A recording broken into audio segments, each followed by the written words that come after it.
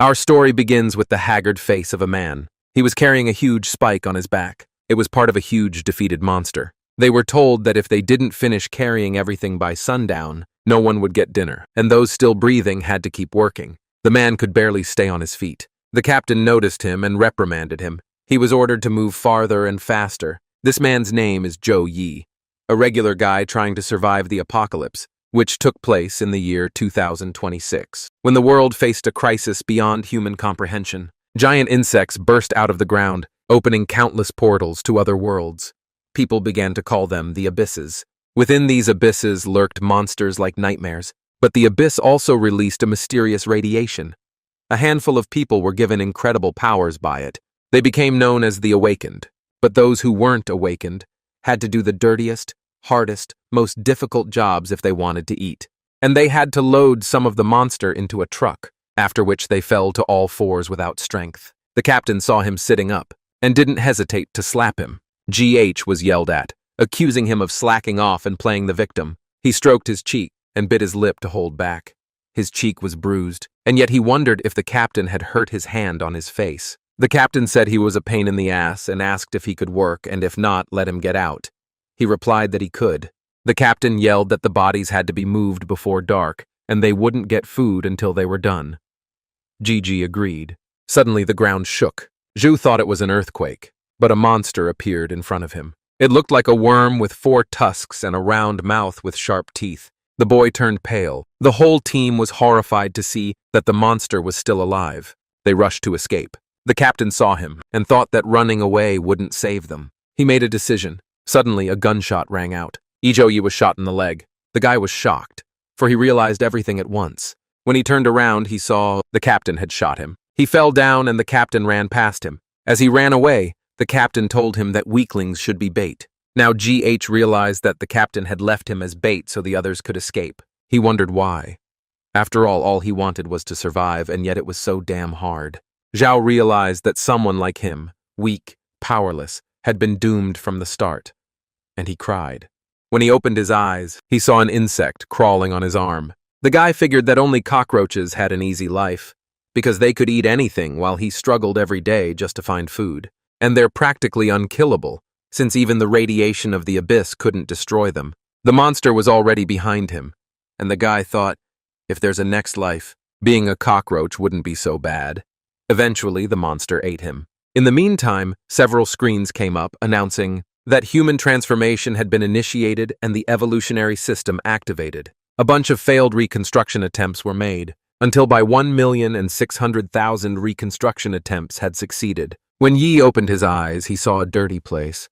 GH wondered if he was dead. He raised his hand, and it wasn't a human hand. Then the guy went to a nearby mirror and saw his reflection. He was shocked, like what people get when they see a cockroach, because he looked like one. His scream filled the dumpster in the next second. He looked at his 2 extra arms in amazement, but it felt like they had always been there. The only thing that was out of place was a strange muscle on his back. It moved. They were his wings. They made him take off, panicked and wanting to stop.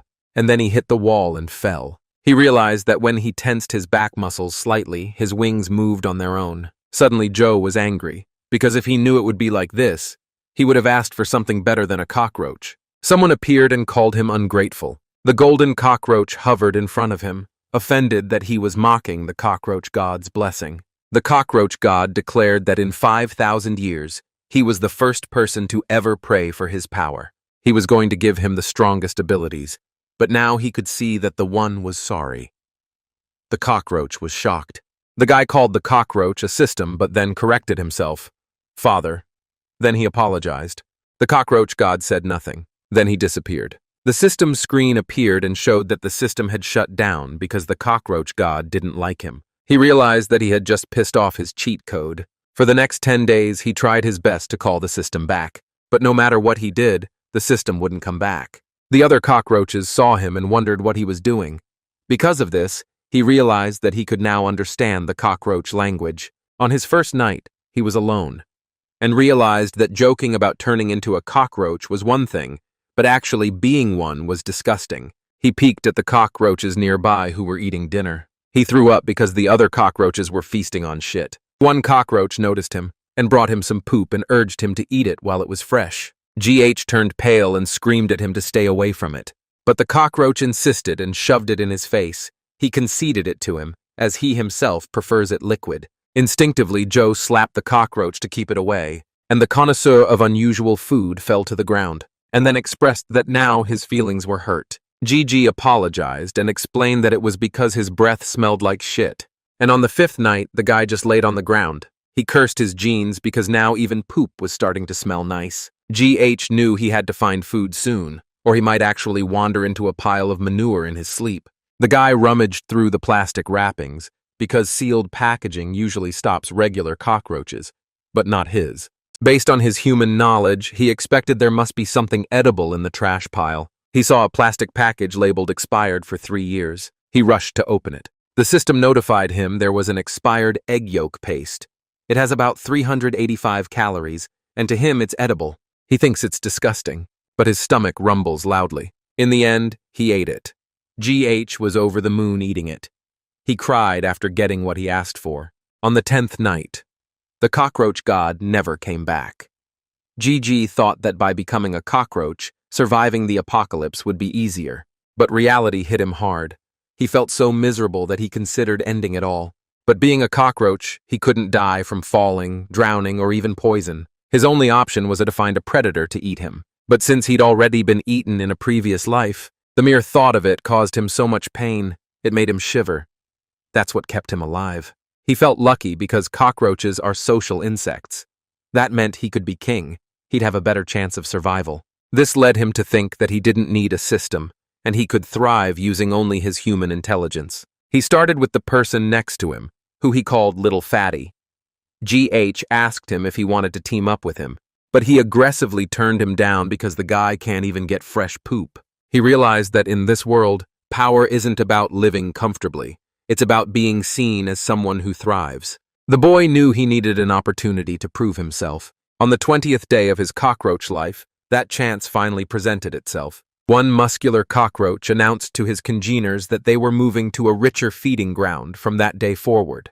They could either go with them or stay and wait to be eaten by predators. One of the listeners cried that they no longer had poop. In Joe's opinion, these cockroaches are the worst candidates for leadership. Then a cockroach burst into tears, saying that he was afraid to go outside. He looked at the other cockroaches and wondered why they looked so scared.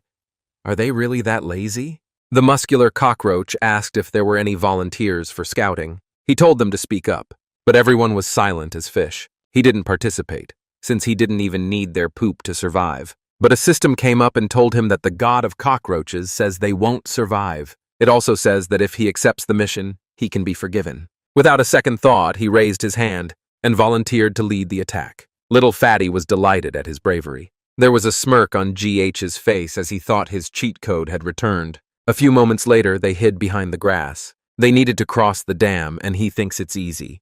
But the little fat guy was scared and told him he didn't know anything. GH learned that every time the food runs out, the big cockroaches send the little ones to scout out new places. And this would turn them into a walking buffet for predators. The cockroaches were terrified. The fat man screamed that they could all die and realized it was a suicide mission. This made the GH think that the cockroach god was mocking him by sending him to die as a sacrifice. He yelled out that he was refusing. And after thinking about it, GH realized he had a way to feed them. Little Fatty looked terrified. Joe was confused by his reaction. He hadn't realized the big cockroach was standing behind his back.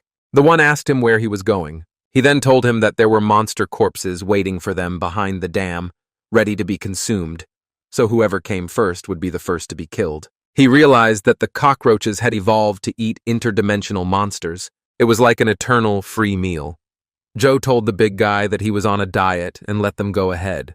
The big roach looked at him suspiciously. Then he moved swiftly and grabbed him by the neck. He told him that if GG didn't want to go scouting, he would become dinner instead. Zhu now knows that even insects adhere to the principle of survival of the fittest. When he was a human, his team was sent on a scouting mission, and he was the only one to survive. His team was sent to search for supplies because they were weak, expendable. The leader told them that finding food was a privilege.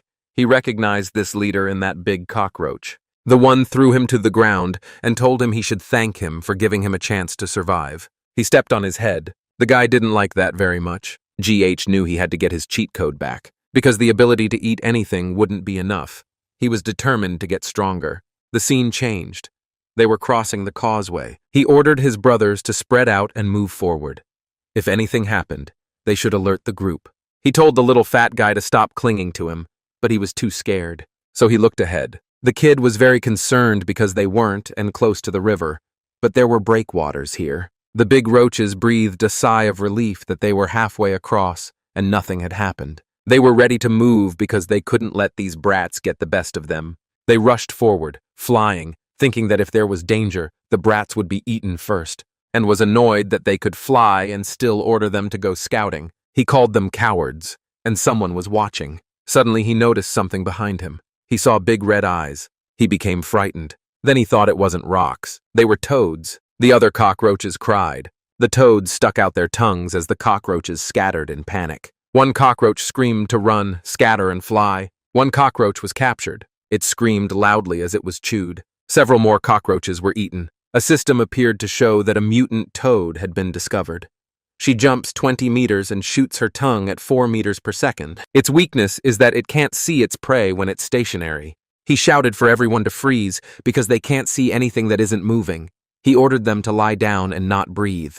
Suddenly, the cockroach god gives E a choice. One choice is to follow the rooster, that is, to choose a safe path to escape, and the other is to save a fellow cockroach and gain his first loyal follower on his way to becoming king of the cockroaches. At first, he thought he couldn't become king if he died. It was the obvious choice for him, until he heard the howls of a little fat man. With terror in his eyes, he looked up at him. He remembered his experience then, the thing he wished for most. What he never dared to dream of was not to become a cockroach. He just wished then that someone would turn around and save him, even when death was imminent. The cockroach god had started the countdown, and GH still longed for someone to save him. He grabbed Fatty and hurriedly flew away, lecturing him that it was time to go on a diet. Fatty said, "Bro, I love you." And GH told him to shut up because his breathing was distracting him. He got worried when suddenly a shadow fell on his face. It was because they were flying straight into the toad's mouth. He knew they were doomed. Then he looked at Fatty and made a decision. He flung him away from the jaws.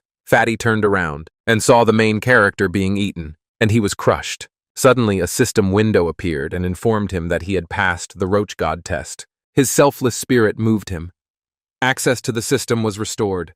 He discovered a new trait called devouring all things.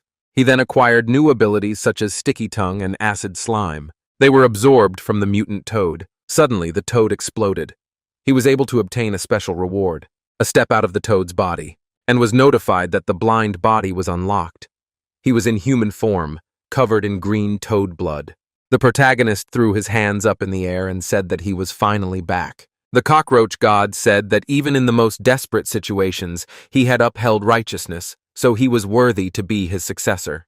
And Joe asked if this meant that he would no longer have to remain a cockroach. The cockroach god explained that a cockroach is small but mighty, and that means he is invulnerable, in any form. Joe confessed that he was a straight-A student in school, so he asked for an explanation in simple words. The cockroach god yelled at him, saying it meant he could keep his human form while having the power of immortality. Gigi celebrated that he was no longer a cockroach. He jumped up high in joy.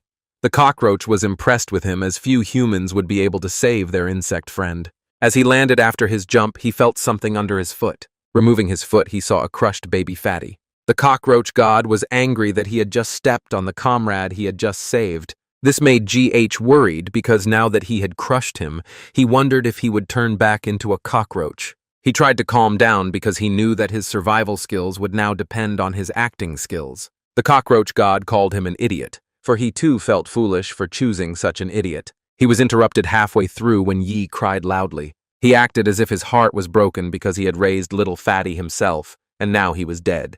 It was so dramatic, he even rolled up his sleeves and said while sobbing at the top of his voice. Watching him, the cockroach god realized that Yi's connection with the cockroach was very deep, and maybe he was wrong about him.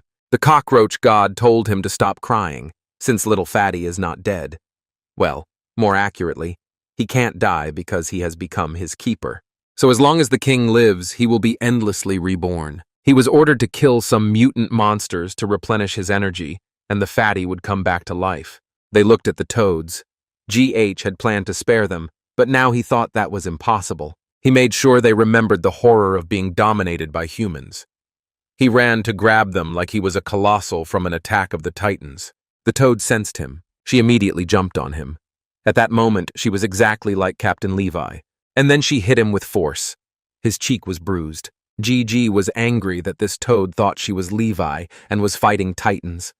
He caught her in his arms.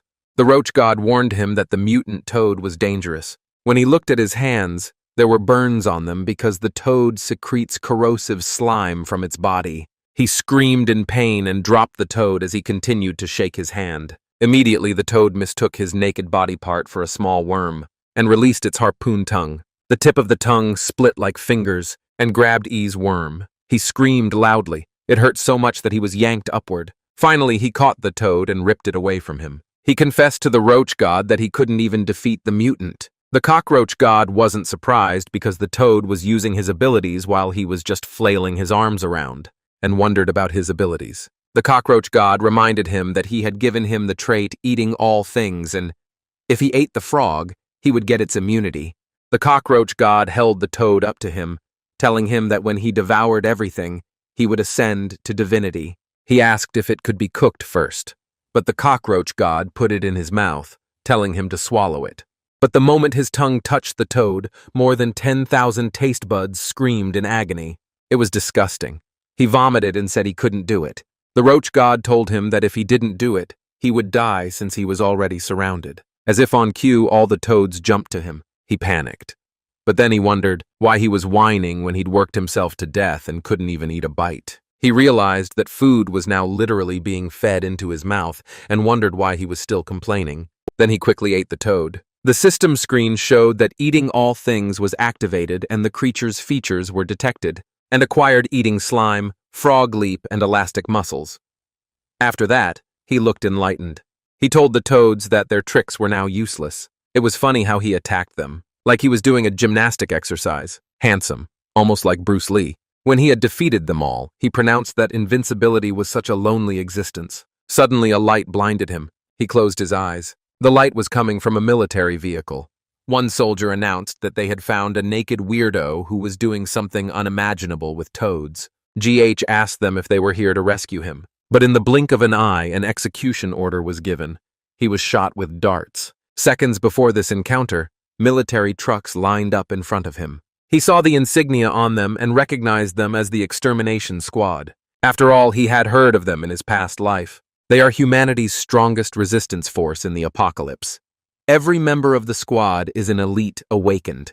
They hunt monsters on the surface and in the depths of the abyss, monitor new abysses in real time, and maintain order around the cities. It has been said that the people living under their protection have already returned to a peaceful, pre-disaster life. Facing them, Yi thought he was about to be rescued, but to his surprise, he was shot. He fell right in front of the car. The soldiers prepared to tackle him. They approached him, but were surprised that he moved. His body shook as he tried to stand up. The elastic muscles were activated, meaning giving him control over his entire body. This caused the darts to fall out of his body. The soldiers found him dangerous. They took up battle positions. Zhao raised his hand and begged for a chance to explain himself. A soldier ordered them to aim and fire, but someone told them to stop. They turned their heads. A woman sitting on the roof of a military truck told them to capture him alive. It was their captain. GH began to get annoyed and wondered if these guys couldn't understand human speech. The wheel of the vehicle came into motion. Several bikers appeared, and they quickly surrounded Joe. They had ropes, and they threw them over Yi. The ropes were tied around his neck, arms, and legs. The bikers then accelerated, dragging him behind them. He hung in the air as the bikers separated in 5 different directions. He screamed loudly as he felt his body being torn apart. Veins showed through on his skin. He activated the corrosive slime. It released a highly corrosive slime all over the surface of his skin. The captain noticed it. The rope melted and he was free. While all the bikers were falling off their bikes, the captain realized that he was also an awakened. She ordered him to be caught, and everyone chased after him. A soldier with green hair grabbed him by the torso, but the protagonist managed to break free. When the soldier saw his hand, it was smoking because of the acid. He found it interesting.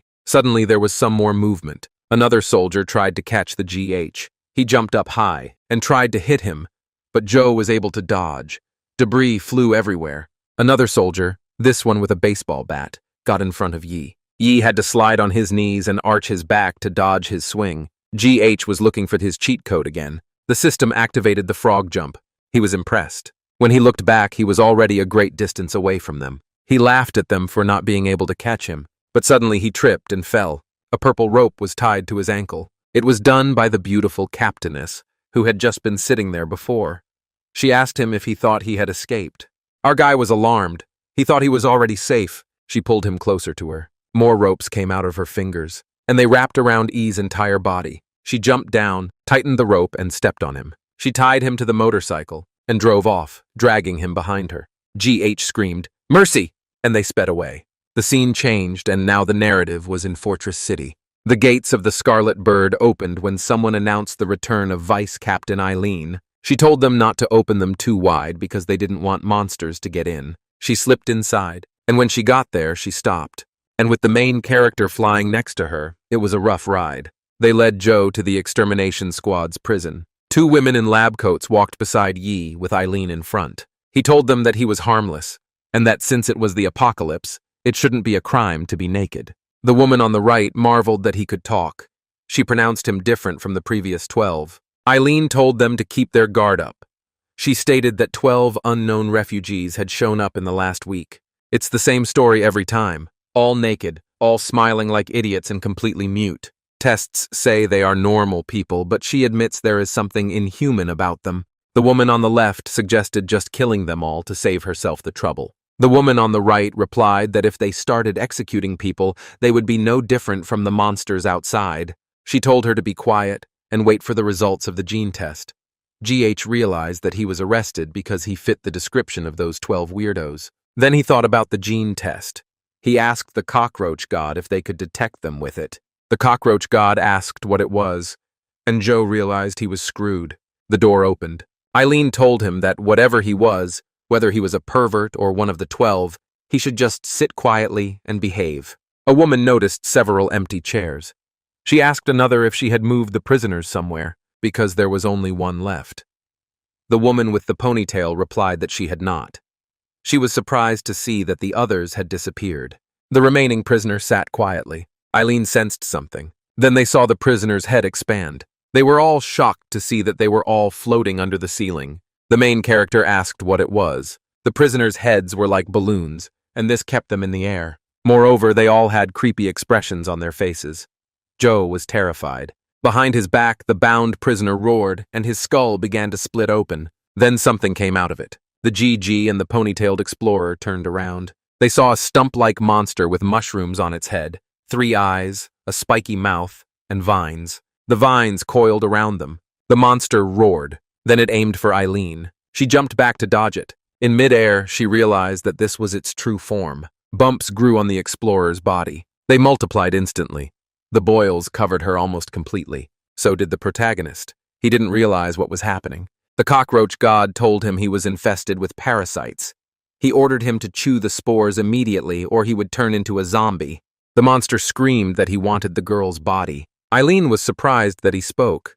She had never seen such a species before. Suddenly, the searchers started moving like zombies. They headed towards Eileen, who caught her rope on the ceiling and pulled herself up to avoid them. To herself, she complained that dealing with parasite monsters was always a headache. She can't just rush forward and hit it. She knew her abilities were practically useless here, and she didn't have any magic crystals with her. Then she noticed something on the table. There were scalpels there. She grabbed one and threw it. The monster saw it and moved its tentacles. It was using the explorers as a shield. Eileen was surprised. She had to pull back her rope.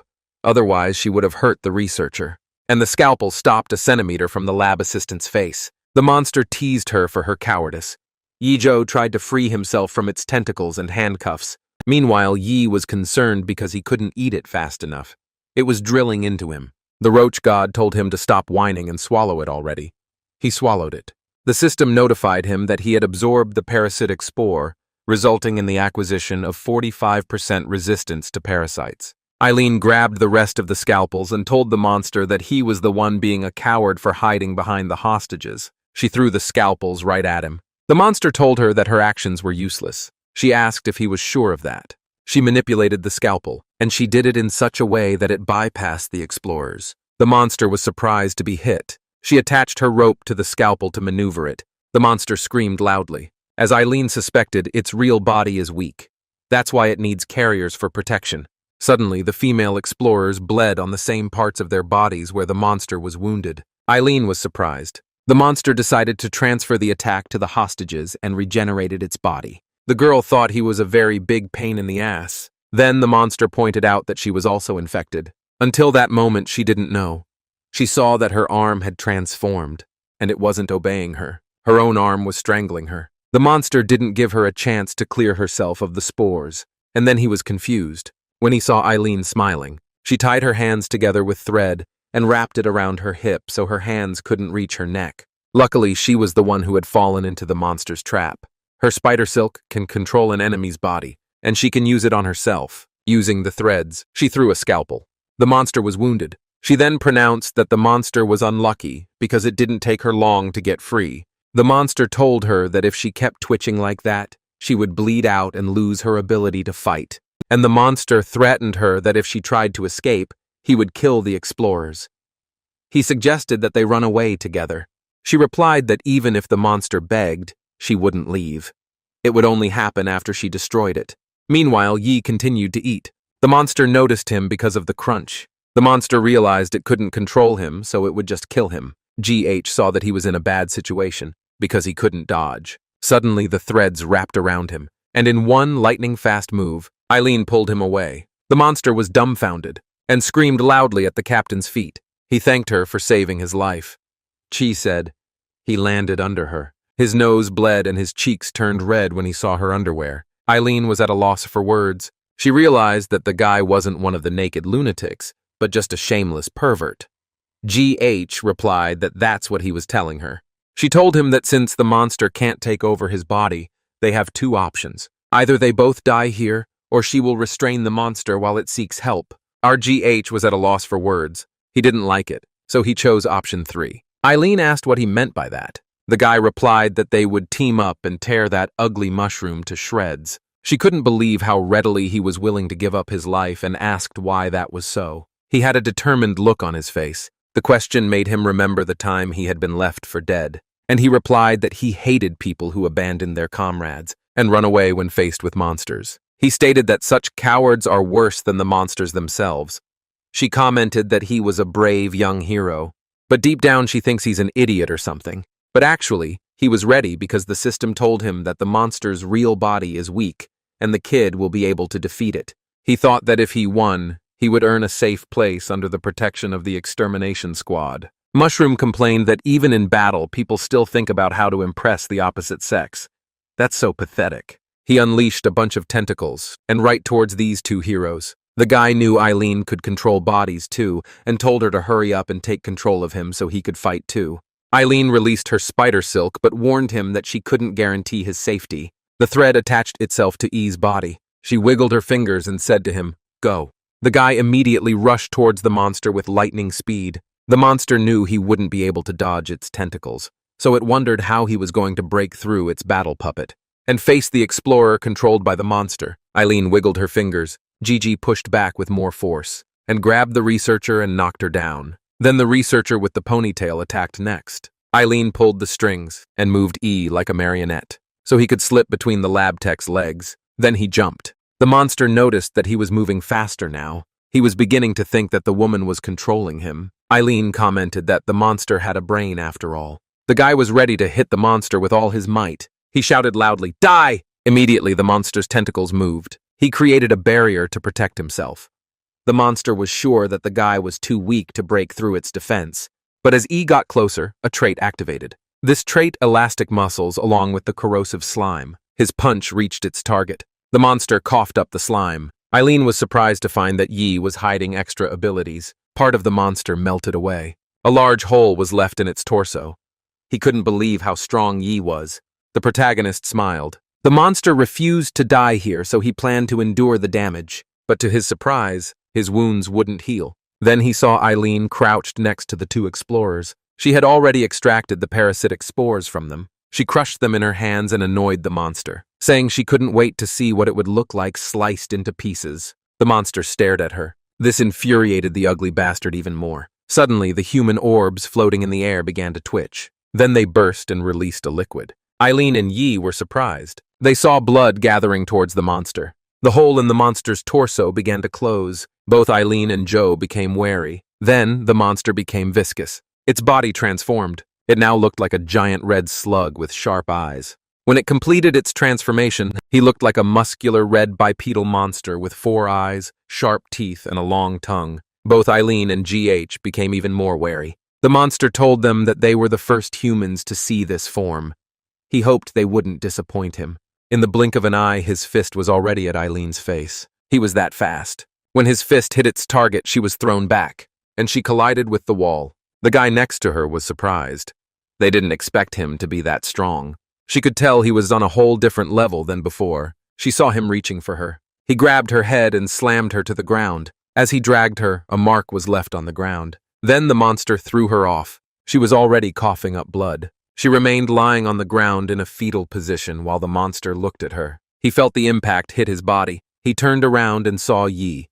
He realized that the attack was coming from him. Zhou knew that they were in a bad situation. The monster shortened the distance to him and didn't hold back and hit him. He collapsed to the ground, right along with the researcher. Our guy was already out. The system warned him that all his bones were broken and his internal organs were severely damaged. Since the system detected a fatal wound, the immortality trait was activated. Full body regeneration was underway, and a few more twitches and it was done. Our GH woke up again and immediately whined that he had indeed almost died.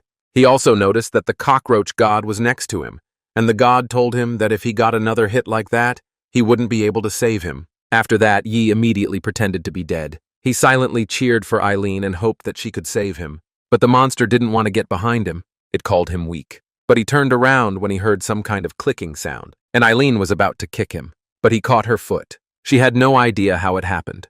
Her leg was pulled. Grabbing her leg, the monster threw her from side to side, slamming her to the ground with brutal force. Then the monster threw her off. She collided with the ceiling and spit out more blood. The monster grabbed the chair he had been tied to earlier. By this point, Eileen was already falling from the ceiling.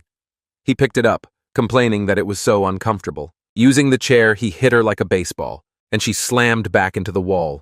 More blood flowed from her body. She was in pain as both of her legs were broken. However, she didn't give up as her arms were still working. Zhou witnessed this. He couldn't believe that even Eileen, the vice captain of the extermination squad, couldn't defeat this thing. He wondered if there was anyone who could save them.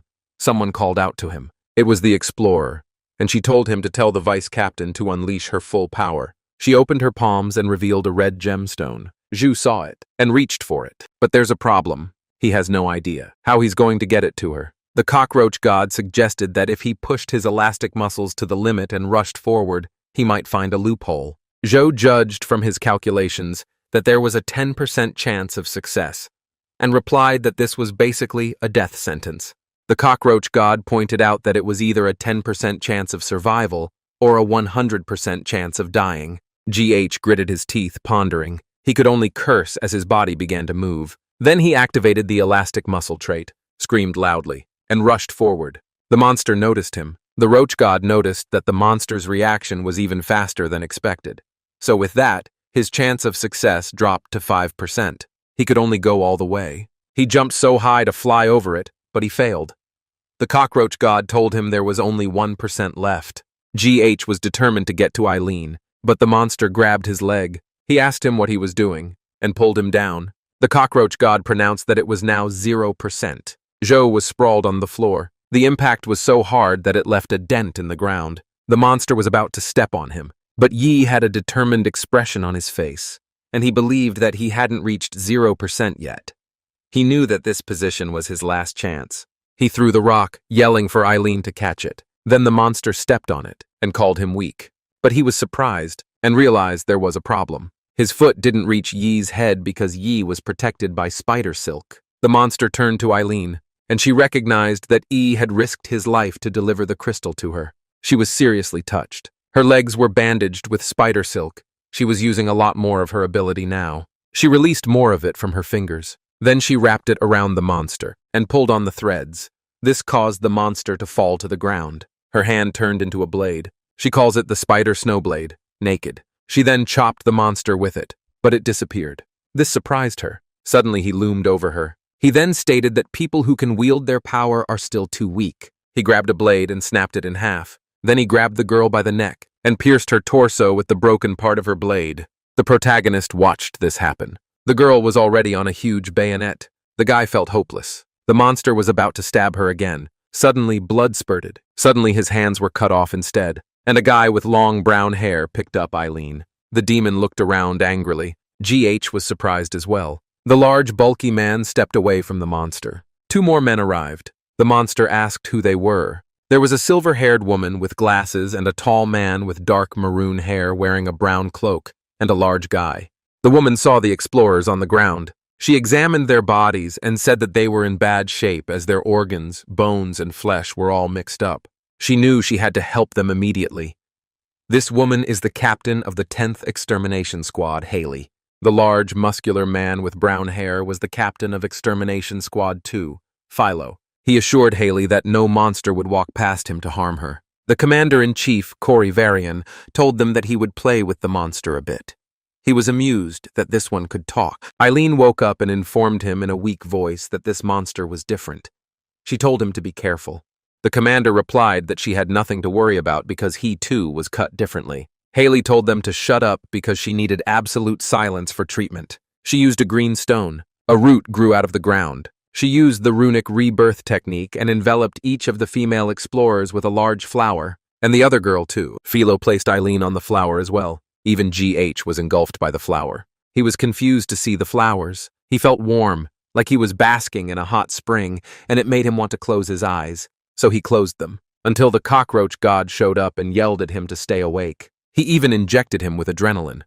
Gaich woke up immediately as he was stinging. Haley saw him and was embarrassed because treatment shouldn't hurt. The cockroach god told him he was lucky. He advised him to open his eyes and witness the peak power of the air. Cory Varian introduced himself to the monster, and since he could understand human speech, he invited him to talk to him. The monster replied that one does not talk to food. This confused Cory. Suddenly, Cory noticed blood dripping from cracks in the ceiling. This is what really caught his attention. It kept dripping and eventually took shape. These were the prisoners that had been devoured by the monster. This became his army, and he declared that they would all die there. The other monsters rushed forward, heading towards Haley. Zhou was tense, seeing that the monsters were everywhere, above, left, right, and below. But then Philo adopted a fighting stance. When he struck the air, it released sharp waves, which immediately scattered the other monsters. Meanwhile, Haley was controlling the wind. GH noticed it swirling around the flowers, until it formed a barrier cyclone that destroyed the monsters. Philo told her that he could handle the monsters, but she would have to deal with the blood. She was annoyed, but let it pass by her ears. Yi's jaw dropped as he witnessed the power of the captain level awakened. The monster was pleased with himself that he had managed to apprehend the 2 captains. Now the first one he planned to eliminate was Cory. Some monsters turned into liquid. The main monster screamed loudly while absorbing the others. Then his body transformed. Next to its head, it created 2 more heads and arms, one on each side.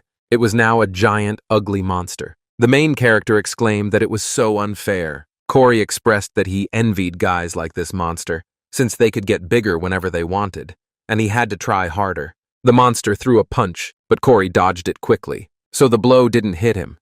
He then teased the monster, saying that it had almost gotten him. The monster got even angrier. He tried to hit him again, but he jumped to dodge. He then ducked low to dodge the next attack. The monster kept attacking, but the soldier was nimble enough to dodge everything. The monster was getting annoyed at him, but he didn't give up. Cory jumped. He saw that the monster had become flexible, and one of its vines wrapped around his torso. The monster told him he was finished. But our guy, he drew his sword and sliced the monster thoroughly. Then he landed on his feet, while the monster was cut to pieces. Tough guys don't look back. The monster had no idea what just happened. It trembled with fear as Cory approached it, and with a flick of the Kung Fu Panda, the monster's body disintegrated. The Sigma Battle himself watched intently. Now only a small mushroom-type monster body remained, and with one swift movement of his hand, Cory caught it and put it in a little bottle. The guy was so happy to have it. He was excited about catching his first talking monster ever and asked if he could name it. Haley yelled at him to stop messing around and start thinking about how to explain to the council the destruction of a brand new research center. Both she and Philo said in unison, "Stupid boss." He couldn't fathom how powerful he was. The cockroach god asked him if he had seen that power gap. He then told him that he could pass out now. Time passed in one of the rooms. It was like a cozy apartment inside. He slowly opened his eyes and asked where he was. Zhou was surprised to find himself in the bathtub. Then the boy turned around and saw something. A curtain was hiding the silhouette of a woman in the shower. He blushed and didn't realize what was going on. Eileen looked out from behind the curtain and saw that he was awake. She rasped and told him that his gene test results weren't ready yet. So technically, he was supposed to be locked up for another night. But since the prison was broken, she had to take him home under her supervision. The guy tried to cover his body. He asked if they really needed to go that far, being naked and wet together. The girl told him off to stop being shy. She then explained that hot water was only available at that time, so there was nothing they could do. She introduced herself properly and thanked him for what he had done earlier and asked him his name. Our guy was embarrassed, so he couldn't answer easily. But eventually he manages to give his name. She told him to move over and plunged into the bathtub. The protagonist looked very uncomfortable. She then told him to turn around and lie down so she could check his wounds. He blushed even more when he felt her hand on his back. The guy couldn't understand why she had no concept of personal space. If this continued, something bad was going to happen. His thoughts were interrupted when she exclaimed that it was impressive. All of his wounds were completely gone, and not even a scar was left. She patted his back and praised his regeneration. The cockroach god appeared and stated that his heart rate had risen to 120 beats per minute, and his testosterone levels had skyrocketed. His blood rushed downward. The cockroach asked if he should activate his breeding mode. HGH shouted, "No, absolutely not!" She pointed him to her scar on his chest, commenting that the monster was cruel. The girl openly showed it to him, and his jaw dropped. The cockroach god began the countdown to activate the breeding mode. Before he could count to 1, Joe immediately got up from the bathroom and left after wishing the girl good luck washing herself. Eileen was left bewildered. She didn't realize that she had almost seen the breeding mode. Yi had already come out of the bathroom and was breathing heavily. He knew that if he had stayed a second longer, he would have died of embarrassment. The system was to blame for this. He was then distracted by a news report about the recent spatial fluctuations found near Manhwa City. An outpost 50 kilometers away, run by non-government forces, had been attacked. It was the place where Yi used to live. Did everyone die? The news anchor reported that by the time the extermination squad arrived in response to the distress call, the entire outpost had been abandoned. GH realized that if he hadn't left, he was probably dead too. The public was warned that the abysses were portals to other worlds, and if they discovered one, they should notify the authorities immediately. The cockroach god told him to stop screwing himself up. He then told him that he had good news. The crushed buddy, Little Fatty, was the only one who had been able to escape. The kid had come back to life. He was displayed as an imperial guardian. GH was intrigued by this. The cockroach god explained that from now on, Little Fatty was immortal, and no matter how many times he was crushed, as long as Yi was alive, he would always come back. GH started to think that was too cool, but he wondered how an immortal cockroach could be a guardian. The cockroach god told him that Little Fatty could also level up. At the moment, he could share his sight with him. The protagonist clicked on the summon on the screen. The screen suddenly began to stir and blink. Little Fatty's hands began to move, and finally he came out. He greeted Yi cheerfully, saying that he had missed him very much. Yi had a smile on his face. Little Fatty was saddened when he saw that he had become ugly, as he now looked like a human. The cockroach god advised him to order him to fly. Then he should also close his eyes, and he synchronized with his vision. He saw Little Fatty sneak through the door and slipping through the cracks. He flew over the bathtub the girl captain was in. GH panicked and yelled at him to get out of there. Little Fatty objected that he could feel that E had the urge to peek in there. Eileen sensed it. She released the spider silk and wrapped it around Little Fatty. It made him melt, and he disappeared. This caused Yi's eyes, nose, and mouth to bleed. Then a fountain of blood gushed from his nose. The roach god had forgotten to say earlier that when he shared feelings with Little Fatty, if Little Fatty died, he would receive a backlash. The next day, the test report came back. Eileen told E that everything was normal. The guy looked at the report. Then she told him he was free to go. He had a sullen look on his face. He put down the report. Then, in a serious tone, the guy expressed his desire to join the extermination squad. She was confused when she heard this because their mortality rate is ridiculously high. He asked her if she thought the survival rate for regular humans was better. The guy argued that he's an awakened too, and he wants to fight alongside them. The bio is clear, and Joe asked if he could join or not. She stared at him for a moment. She then informed him that the 4-year qualifying tournament of the extermination squad will be held in 7 days. She admits that his skills aren't bad, but there's a rumor that this year's competition will be the toughest in history. Our guy looked determined and asked her to let him handle it. He snapped at her, telling her that she didn't seem like the type to ignore her duty to save a life. She told him to stand up, and then recognized his shameless persistence, so she gave him a chance for special training. They didn't realize Corey was watching them from the shadows. He was with the doctor, and the doctor asked why he'd asked him to fake Yi's medical report.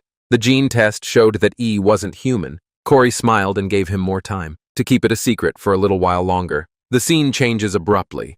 It is revealed that there is an entrance to the abyss inside the training base. Then we see our guy, shocked by something. He had just found out that the special training Eileen was talking about was to throw him into the abyss. He thought it was a joke.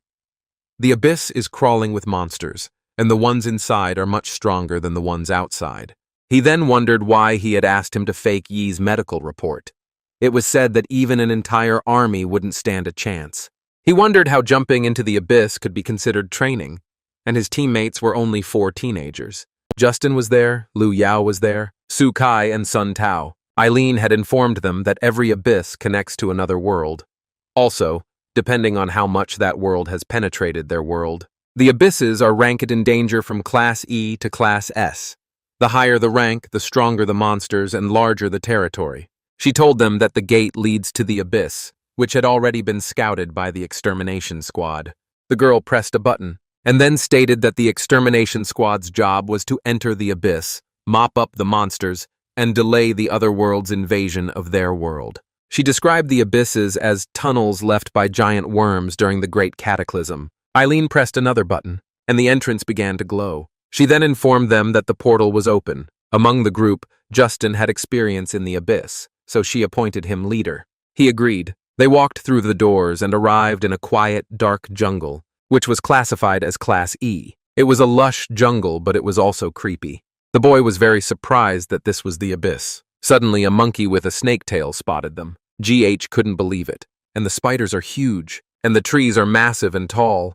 He continued to look around and said that going through the gate felt like entering another world. His teammates were at a loss for words at how excited he was. Eventually, they started to move. Justin turned around and tossed his backpack to E. He warned him not to touch any of the monsters in the abyss, and that he should just stay behind them and carry their bags. The guy was confused. Justin thinks the bastard spent the night with the vice captain. In the back of his mind, he's furious that the guy hit on his goddess. GH lowered his gaze and remained silent. Justin was even pissed off by this reaction of his. He asked if he wanted to. But actually, E was happy because not touching anything meant he was safe. He carried their bags enthusiastically. Justin remained puzzled. While E celebrated his safety, Justin was shocked. After all, it was only a child who was led into the abyss with them.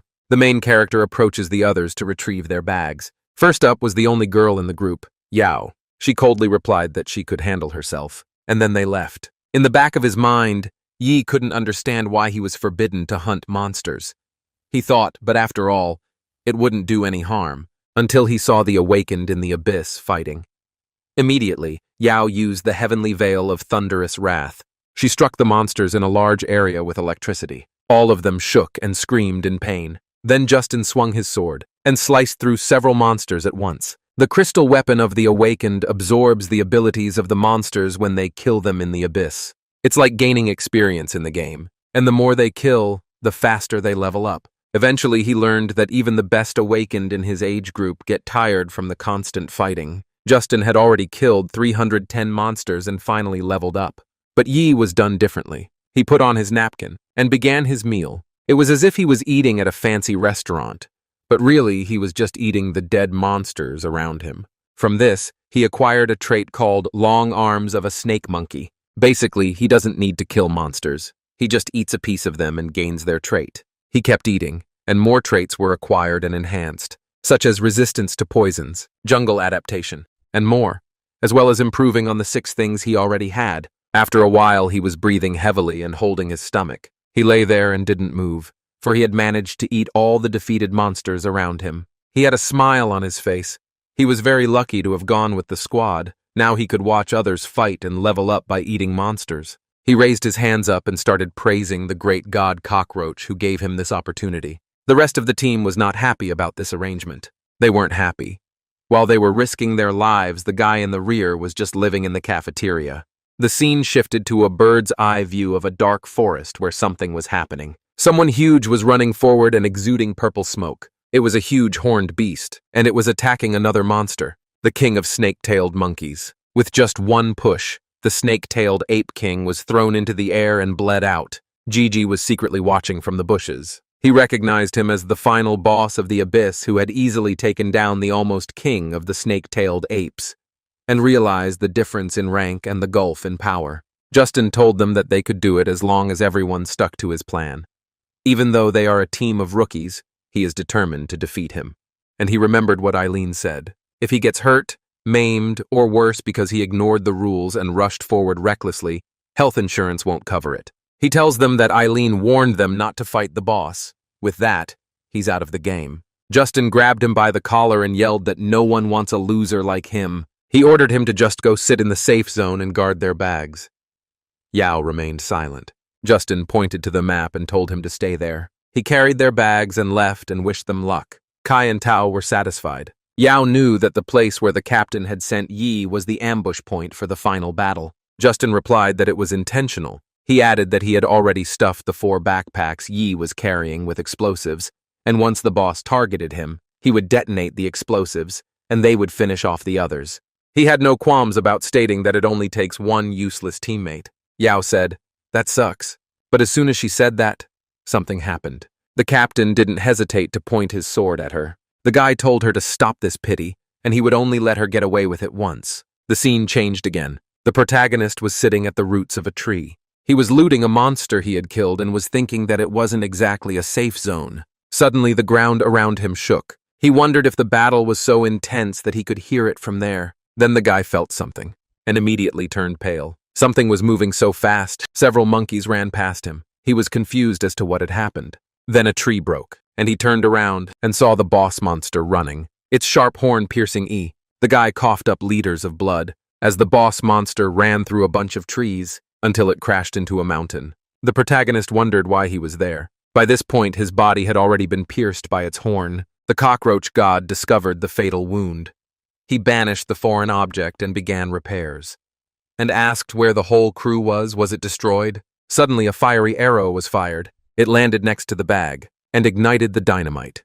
GH thought it was a rocket. Then it made him wonder what was actually in their bags. When he realized it was explosives, it was too late as it had already detonated. He blacked out, but his consciousness was there, realizing that he had been thrown again and used as bait. The explosion was huge. The other 4 watched him from the cliff. Justin laughed out loud. He commented that E's face was priceless, and told them that as soon as the explosions were over, they would go down and finish off the boss. The bastard was happy to kill 2 birds with 1 stone. "You saw something?" and immediately alerted the captain. And when Justin saw it, he turned pale. The explosions have stopped. The smoke slowly clears, and E emerged unharmed. His eyes glowed yellow. Justin couldn't believe it. Zhou was still alive. Finally, he pulled this horn out of his torso, and his skin had regenerated. The boy was furious. He lifted the huge beast by simply holding it by its horns. Justin was stunned. The guy then hurled the monster at them, screaming that it wasn't easy to kill. As it collided with the rock, there was a massive explosion. Justin braced himself for the impact. Someone called out for the captain. It was Tao. Half of his body was crushed and he was begging for help. They were surprised to see him. Justin decided that that was the end of it.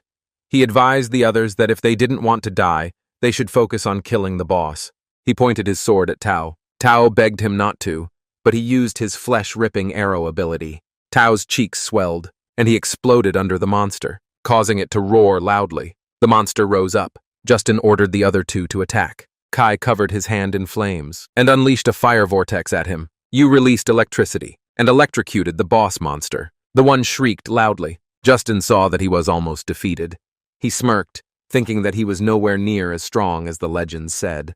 It made sense to him, because if that idiot could toss him around like a rag doll, he doubted his strength. He lunges forward with his huge sword. The monster withstood the attack of fire and lightning. It stood on two legs. Justin was stunned. The flames and lightning connected with the horn. Yao turned pale when she realized that he had just absorbed their energy. She told them to stop using elemental attacks because the more they hit him, the stronger he got. Justin realized they couldn't win because he was too strong. He noticed something in front of him. His eyebrows furrowed in a frown. Then he hit Kai from behind. Kai was surprised. He collapsed on the ground. Yao couldn't believe Justin, but Justin aimed at her next, and she collapsed too. Justin told them that they were just getting in the way underfoot, so let them do some good before they died. That they, on the contrary, should be grateful. Then he ran off. The boss monster approached the fallen people. He lifted his foot and crushed Kai to death. He was about to do the same to Yao, but something moved very fast. It was none other than Zhou. He ran up so fast and grabbed Yao. The girl immediately asked why he only saved her. The guy stared at her sadly. He then replied that back then she was the only one who didn't bully him and let him carry her backpack. Yi had an idea that because of his weakness in his past life, people had treated him like cannon fodder without a second thought. And now, as a cockroach, he was weak again, so he decided to give way and die for the sake of the bigger cockroaches. He also didn't provoke anyone, and yet he was betrayed. He had learned that in this world, only the strong had the right to control his fate. Therefore, he was determined to become stronger. Someone called out to him and asked for help. It was Justin. The monster crushed the bastard with his foot. Gigi immediately reminded him of his own words, that no monster should be touched by him. Then he smirked at him. He was furious, and just like that, he was crushed. GH turned his attention to Yao. He used soporific pollen. Soporific flower pollen causes unconsciousness when inhaled in large quantities. He knew it was best to keep his monstrous abilities to himself for now, so it was just him and the boss monster. He came face to face with him. Our guy at this moment was just showing off his aura and announced that he was using it as a stepping stone to power. The monster prepared to attack. GH immediately stuck out his tongue until he grabbed onto a branch. His shooting tongue ability activated, and he was able to pull himself up to dodge the fleeing monster. By this point, he had absorbed so many abilities and knew it was time to use them. He activated the rain mantis's scythe. The forelimbs of the rain mantis were capable of cutting through prey with ease. A few rocks cracked, but when he tried to cut the monster, it was too hard. Even after reinforcing his scythe, cutting through the boss would not be easy. But even if its outer shell turned into armor, the monster itself would still be inside. The guy saw the belly that looked like a weak spot, and pierced it, followed by a quick rush of blood. The monster roared loudly. GH gained confidence that this might work, but the monster stared at him. He turned around and threw him into the air. Bleeding, GH bounced off the ground into the forest and ended up crashing into a mountain. He coughed up blood. The guy realized that despite its large size, the monster was fast. The boss immediately released electricity through his horns and tried to hit him with it. The discharge came to where he was, blinding the GG before it struck. It was so powerful, it covered a wide area. Smoke enveloped the forest. When the smoke cleared, it appeared that a tree had been broken. The monster was surprised by what he saw. GH's hands became wooden. He activated the skill leather of Trent. Wooden skin is very resistant to electricity, but extremely weak to fire. And just as Yi thought, no matter how strong a monster was, there would always be something in his surroundings that could resist it. He knew that even though it could block attacks, he would still need a finishing blow. The boy was determined to make his move. He activated his long arms to grab Justin's sword. GG knew that the next strike would decide everything, so he raised his foot. And as he stomped on the ground, he activated the Trent vines. It's a weapon that Trents use to catch their prey. And when they move in groups, they release countless vines, and these vines can catch any creature in the jungle. The monster roared loudly as the vines covered its body. Zhou Yi flew up and was ready to attack. He put all his strength into this move. But the boss monster was also determined to survive. It had broken free from the vines, and he couldn't believe it. He didn't have time to dodge. He activated his elastic muscles and strengthened them. The sword collided with the monster's horn and broke. The guy had to retreat. After seeing the condition of the sword, he decided to throw it away. And then he started watching the monster and saw it running towards him. The guy was sure that the battle would end as he had gained an ability that would bring him down. He absorbed a rock. It was the sharp horn of the beast. The guy activated it, and his entire body transformed. He was covered in armor, and both of his arms had large spiked blades. He moved quickly. The monster met him head-on. As soon as they collided, a blinding light flashed. It flickered a little more, and then it stopped, leaving GH breathing heavily. They had destroyed a good portion of the forest. Zhao was bleeding, but he had successfully defeated the monster. Suddenly, a key appeared. It was the key to the secret realm. Using this item for a limited time gave access to the secret realm. Gigi had no idea what the secret realm was. Meanwhile, beyond the abyss, a training accident was reported. There were 3 dead, 1 seriously injured and unconscious, and 1 with minor injuries. Medics were called. A man grabbed someone by the collar. The officer angrily ordered E to tell what had happened in the abyss. He questioned why he was the one left alive. Zhou didn't know what to say. He thought about just saying he was lucky, but realized that would be too fake. Someone patted the officer on the shoulder. It was Corey, and he pronounced that the military seemed to be suspicious of his vice captain's recruit. He added that if that was the case, it was like saying he was behind the whole disaster, and was surprised to hear it from him. The officer was embarrassed and tried to explain that it was just that all the victims were new recruits selected by the military, so it seemed natural. Corey looked at E, and then told the officer that that was enough since no one enters the dungeon expecting 0 casualties. Yi reassured the officer. He then released Zhou Yi, who didn't utter a single word. Later, he went up to the roof and relaxed there. The guy wondered if the captain had intentionally covered for him just because the vice captain had recommended him. He knew there was no point in thinking too much about it. What mattered to him was learning about the secret realm. The cockroach god appeared and explained that it was a hidden dimension within the abyss, and he could only enter it by using the key in his hand. So technically, it's not something people can normally get. But since his DNA is almost identical to that of the monster, the abyss categorized his battle with the monster boss as a territorial battle between monsters. That's why he got it. Zhou concluded that this was an exclusive dungeon for him to become stronger. The roach god answered in the affirmative, but emphasized that the monsters inside were much deadlier than the ones he had faced so far. In other words, he would have to deal with the entity that originally granted the horned beast this key. He stated that it could be something like that mushroom monster from the past, because it was one of the intelligent beings guarding the major secrets of the abyss. Zhou asked about the purpose of the countdown. The god replied that if he didn't use the key within 24 hours, it would disappear, and asked him if he would go. Zhou looked at the key and said yes. But before he did, he had some things to take care of, because he might not come back and things would be left unfinished. The scene changed to a corridor of rooms and doors, and he was on his knees outside asking Eileen out. Eileen kicked him and the guy flew off almost with his jaw broken. She was furious because the GH dared to mess with her like that. The girl was ready to hit him again if he said that again, but the guy seriously asked her out again, and she responded with a fist. The girl punched him left and right. Blood flew all over the room. Even on her hand, a big clot of blood was left. She challenged him to say it again. Even with swollen cheeks and black eyes, he said it again. She pouted her lips when she saw the look in his eyes. She knew that look, the same one that soldiers have before their last mission, trying to fulfill their last wish before they die. Then the girl laughed out loud. She noticed that he had courage and agreed to go. Anyway, first our guy and Eileen went to a cafe, and the kid had already ordered them a drink. They drank from 1 glass with 2 straws, watched a horror movie. Zhou clung to her as he was frightened. The scene changed, the shutter clicked, and they took a couple groovy selfies. Then they bicycled along the beach at sunset. Zhou was happy with his first date. He had been planning it for almost 20 years. He stated that every little detail was perfect, except that he had never had a girl to ask out, but now he could die with no regrets. The girl was watching him. Finally, she stopped pedaling and called out to him.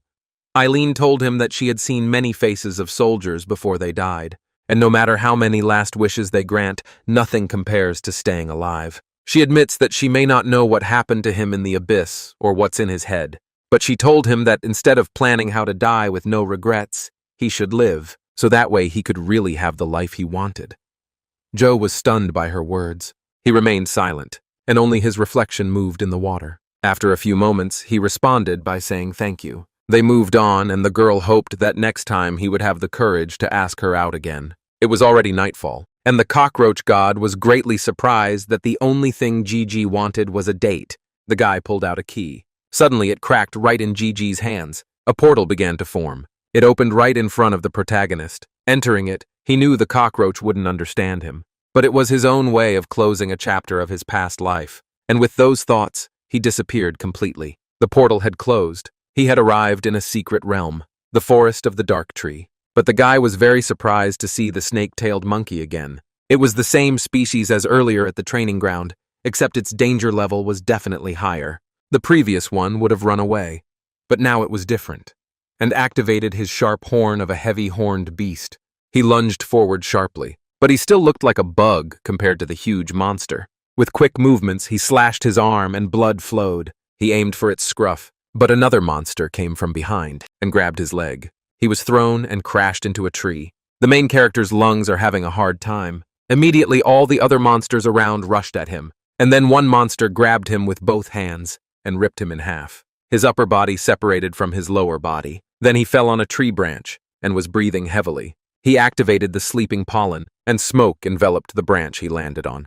He then began to regrow parts of his body. The immortality skill was activated. He noticed that the monkeys were only slightly weaker than the heavy-horned jungle beast, but there were too many of them. Without immortality, he would be finished. He realized that he wouldn't be able to defeat them head-on. Then he realized that the environment of the secret realm was like an abyss, which means there must be predators that prey on these apes. He thought about how the monkey had been overpowered earlier. The pollen scattered and the monkeys saw him on a branch. GG planned to lure the monkeys into their predator's territory, so he activated the frog's jump. He jumped to the next branch, thinking he still had a chance. The monkeys roared loudly and chased after him, and so it went on for a long time, until one monkey grabbed his leg, but he aimed at it, and using the acrid slime to break free of its grip. Suddenly the guy saw something. He found what he was looking for. It was those spiders. They were called giant hunter spiders, and their class was guardian. The main character changed shape. He became bird-like. Then he activated the feather of a white-tailed partridge, right in front of the spiders, and the spider immediately spotted him. He flew to a branch above those webs. He had to disguise himself as a natural predator of the spiders so they wouldn't attack him. He felt lucky to have absorbed a lot of abilities from past corpses, and now it was paying off. Then he noticed something. The monster monkeys that had been chasing him became confused, and the spiders slowly crawled off the branches. The monkeys roared loudly as they began to eat them. The spider stretched out its legs and pierced the monkey's skin. The monkey was in agony. It was foaming at the mouth. At this time, the GH stood in the shadows and watched the snake-tailed monkeys being overpowered by their natural predator. But he knows that huntsman spiders usually hunt by trapping lone prey. But he turns back and sees that at this moment a whole troop of monkeys had just invaded their territory. The spiders hissed. There was a rumble, a massacre between monkeys and spiders. And that's exactly the kind of chaos Joe needed. He activated the mantis scythe. Two spiders pounced on the monkey, and Yi was closing in on them. He struck the spider first, and then split the monkey in two. The guy chopped down the spiders and even leveled the odds for the weaker side to make the battle last longer. He bit into the monkey's finger and swallowed its flesh. GH took the chance to absorb the abilities, but nothing happened to his body. He asked why it wasn't working. The cockroach god called him an idiot. He told him that you can't just bite a random monster and expect to become stronger.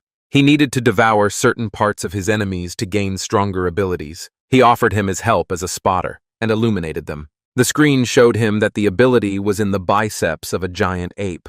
He bit into it. Then he acquired a new ability called Long Snake Monkey Hands, an enhancement for giant snake monkey hands. Now the guy was watching the chaos. In the chaotic battlefield, he knew he would have plenty of time to keep evolving. He also acquired the stamina enhancement and the poisonous spider sting. He also gained paralytic poison. He chopped up several monkeys at the same time. By the time he finished, dusk had fallen.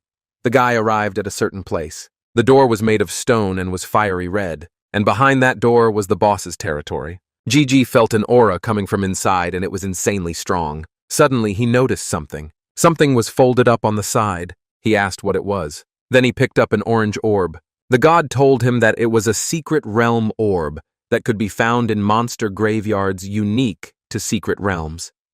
It is an ultra-rare magic crystal.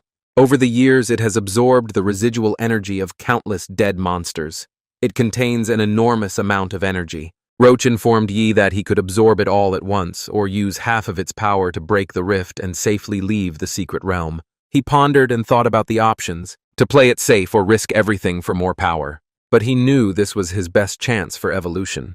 And if he backed out now, he knew he might not get another opportunity like this. He hadn't faced the boss yet, so there was no question of running away already. When he entered, he saw a room surrounded by fire, and in front of him, the boss monster was sitting on a throne. His name was the heavy-horned beastman. The level of danger was unknown. He was surprised that he couldn't see him, but even from this distance, he could feel a terrifying pressure.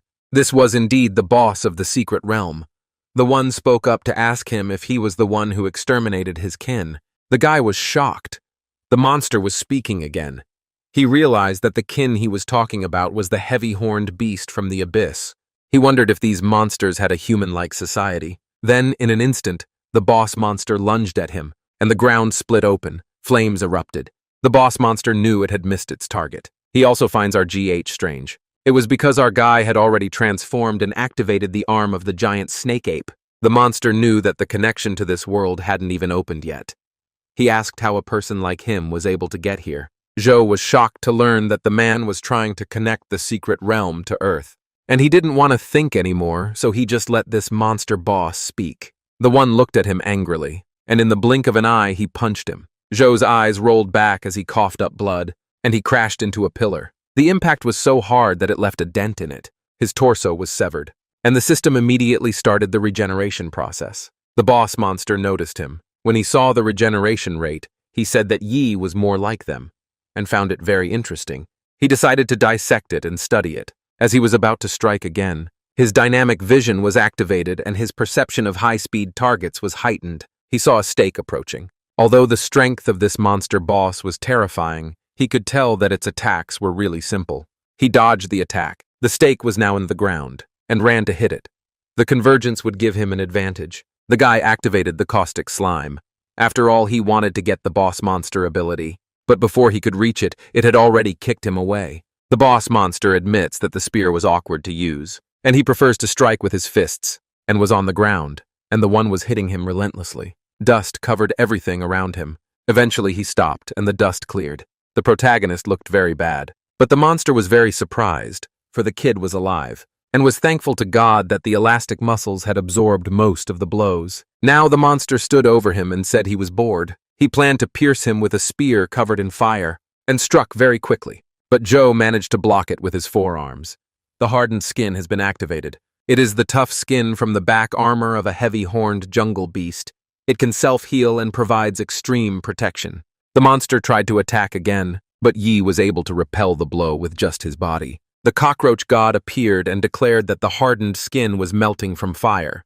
They could still use the secret realm stone to retreat. But Yi refused to believe that he had lost. He saw the gap and immediately jumped. He then activated the giant ape's arm fist. The boss monster twirled his spear in the air, and the movement threw GH backwards. He crashed into a pillar. Flames shot up and spread everywhere, controlled by the boss monster. The monster stared at E and unleashed a huge wave of flames at him. Our guy saw it coming and jumped to dodge it, but the flames pursued him. He activated a frog jump to dodge the flames, but he couldn't dodge it all, and his thigh was pierced. The immortality skill activated, but the wound took permanent damage, disabling recovery. He turned pale as he realized that immortality's insane regeneration wouldn't work. The boss monster told him it would melt him. He faced the flames and screamed that he would take the boss with him. The guy activated the heavy-horned beast's spear. He then lunged at him. Gigi was screaming and angry. He had one goal, to kill the monster. He aimed for the horn, and he even managed to hit it, but the monster just stared at him. Zhou was surprised. His blade stuck as the monster gathered flames in his spear. The guy was engulfed in flames. This was followed by his loud scream. His body was burning and there was almost nothing left. Even when he fell to the ground, his body continued to burn. The cockroach god told him that this was not a monster he could defeat. He doesn't want the one to throw his life away. He forcibly used the secret realm stone to open a portal for an emergency escape. But to his surprise, Yi kicked it away. The stone fell and shattered. The god was annoyed. Zhou was determined, expressing that he had long since resigned himself to death. The cockroach god was at a loss for words. Suddenly, a red aura burst out from the broken sphere. A red mist enveloped Yi. Guy ordered the monster boss to surround him. Its body glowed yellow. He then moved with lightning speed. The boss monster was confused by what had happened. He could feel the power surging out of him like a tidal wave. The system screen confirmed that Yi had not escaped from certain death. Thus, he had passed the second test of the cockroach god. The battle form is unlocked. He exuded a powerful wind from his body as he transformed. The guy examined his arm. His whole body was covered in muscles with hard, armor-like stones on some parts, such as his chest, genitals, and shin. He could feel a new power flowing through his body. He asked what kind of battle form it was. The cockroach god replied that it was a state that allowed his abilities to develop freely. Before he could say anything, Yi was distracted because flames flew at him. The boss monster used his ability called Explosive Flow, and lava erupted. The area was filled with smoke. Fortunately, Yi was unharmed.